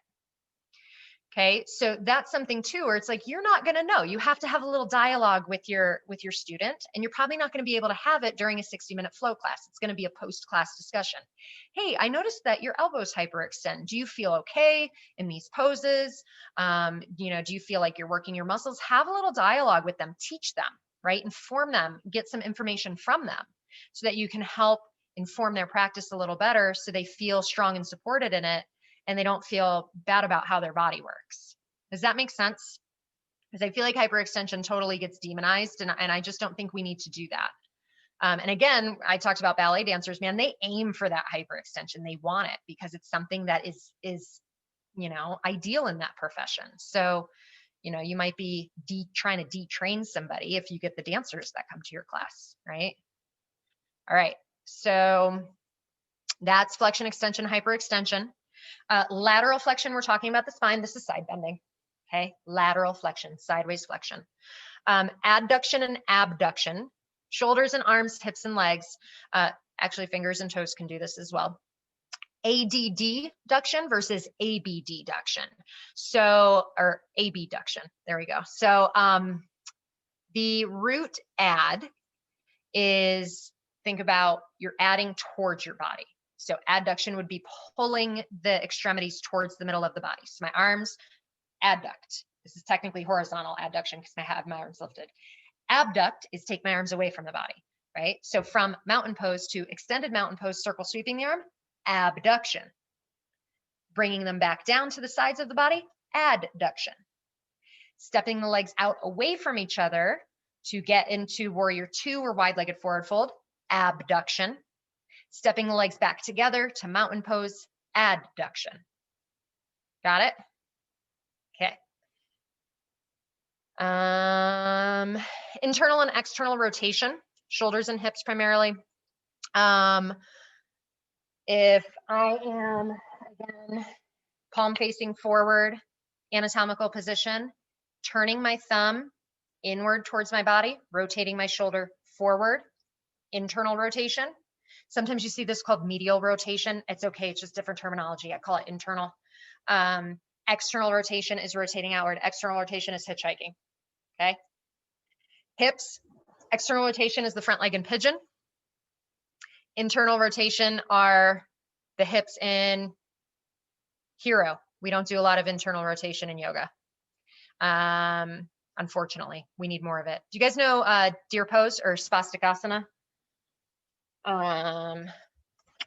It's one of the really great ones for the hips. So if I'm on the ground and I've got one leg forward, one leg back, internal rotation, external rotation. Okay, so the hip is coming inward. The femur is rotating inward. Okay. We do a lot of things in external rotation of the hip in yoga, a lot. We don't do enough internal. We don't balance that out so well. There's just not a lot of poses for it. Okay, rotation, we're talking about the spine, so just general spinal rotation. Circumduction, arms, legs, wrists, spine, ankles.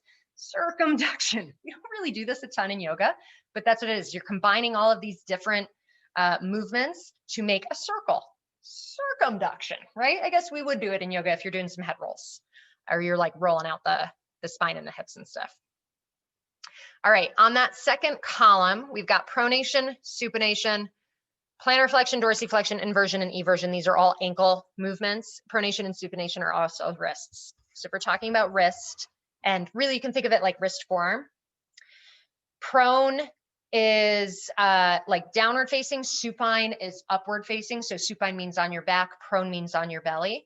So if we think of it from a wrist and forearm perspective, supination, I'm holding a cup of soup, okay? Pronation, I'm turning my palms down. Pronation at the ankles and supination at the ankles, and you've probably heard these terms before. Someone might have told you you're pronated, if you are pronated.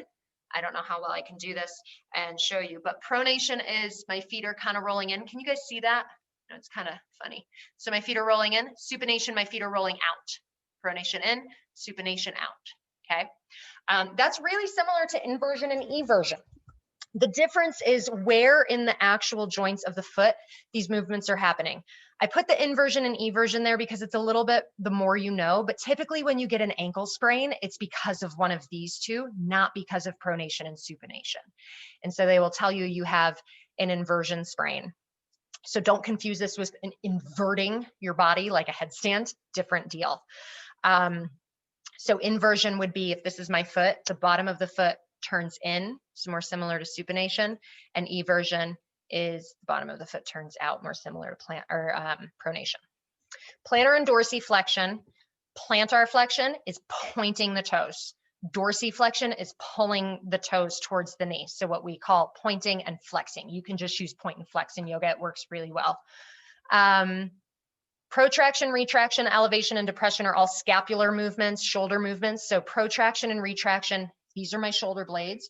Protracting is moving the blades away from each other and kind of around the thorax. And retracting is pulling the blades towards the spine. Protract, retract. We do a lot of protraction in yoga. Plank, arm balances, it's necessary, like crow, cat pose is protraction. Okay, so that's that rounding of the spine, and then the shoulder blades go outward and around. Elevation and depression, elevating the shoulders, right? Shrugging, and depression is depressing, bringing them back down. So again, not an all-inclusive list, but a pretty solid list to start with. So here's the homework. The homework is you are going to analyze. Let's do 2 poses. We'll just do 2 because we'll do a couple together when we start next time too. You're going to try and analyze 2 poses. I'm going to give them to you.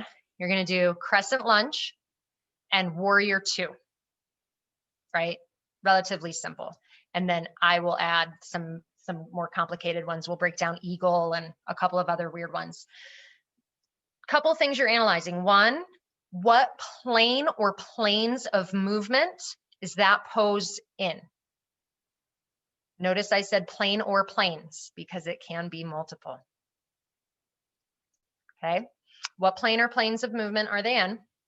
And then also looking at all of the major joint angles, what action is happening at each joint? So we're looking at shoulders, elbows, the spine in general, hips, knees, ankles, wrists. Okay, just the major joints. You don't have to talk fingers. You don't have to get like super intricate, but just, you know, what do we have happening? And now know, particularly at the shoulders and the hips, you might have more than one action there, right? There might be flexion and external rotation or internal rotation, for example. So it just depends on the movement. So just starting to pair these terms with what's actually happening in the pose so that you really start to kind of get through that. Yes, so planes of movement is the first thing. The second thing are the movements themselves. So you can use that list, the movements at the major joint angles or at the major joints. So shoulders, hips, wrist, ankles, knees, spine, elbows. Okay. Now feel free, right? You guys meet with me in November. So you got a few weeks. I'll post this up in Classroom as well. Yeah, you guys don't see me until the 8th. So you've got 1, 2, 2-ish weeks, like 2.5. So you got some time to work on it. I would like for sure put it to rest and come back to it when you feel like you have a clear mind. And then feel free to reach out either on Classroom. Again, remember, I'm not on Facebook, but you can email me, Anna at Cambio Yoga. If you're like, I really don't understand this, please reach out and ask for help, and feel free to get conversations going amongst yourselves. You can pair it. It doesn't have to be an individual thing. Like if you want to work with a buddy and work through this stuff, that's totally fine. And then the way that we'll go through this is in the start of the next session. We'll talk through these poses. We'll do a few more together, really try to understand this idea of what planes are we in, what movements are happening. And then we finish the next session with a deep dive on the shoulder, the hip, and then whatever time we have left, we talk spine and core. So we get a little bit more specific on the really big joints that I think are important to have a greater understanding of as a 200-hour level teacher. So, okay, so any other questions on what you're gonna do before the next time we meet? Got it? And we got the poses, right? Crescent and warrior. Okay, forward lunge and a sideways lunge. Okay, any other questions? Anything that you guys need, or is everybody just toast and needs to be done? Yes, it is okay to say yes. It's late. I get it. It's a lot of stuff late at night. So, all right. Well, thank you guys again for your attention and engagement. And yeah, come prepared next time, and just reach out in the meantime over the next couple of weeks if anything comes up. And you get one more session with me. So make it a good one.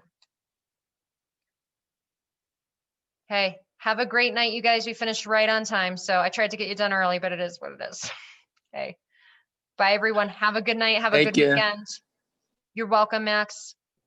Thank you. Thank you. You're welcome. Thank you. Bye, everyone. Welcome. Bye, guys.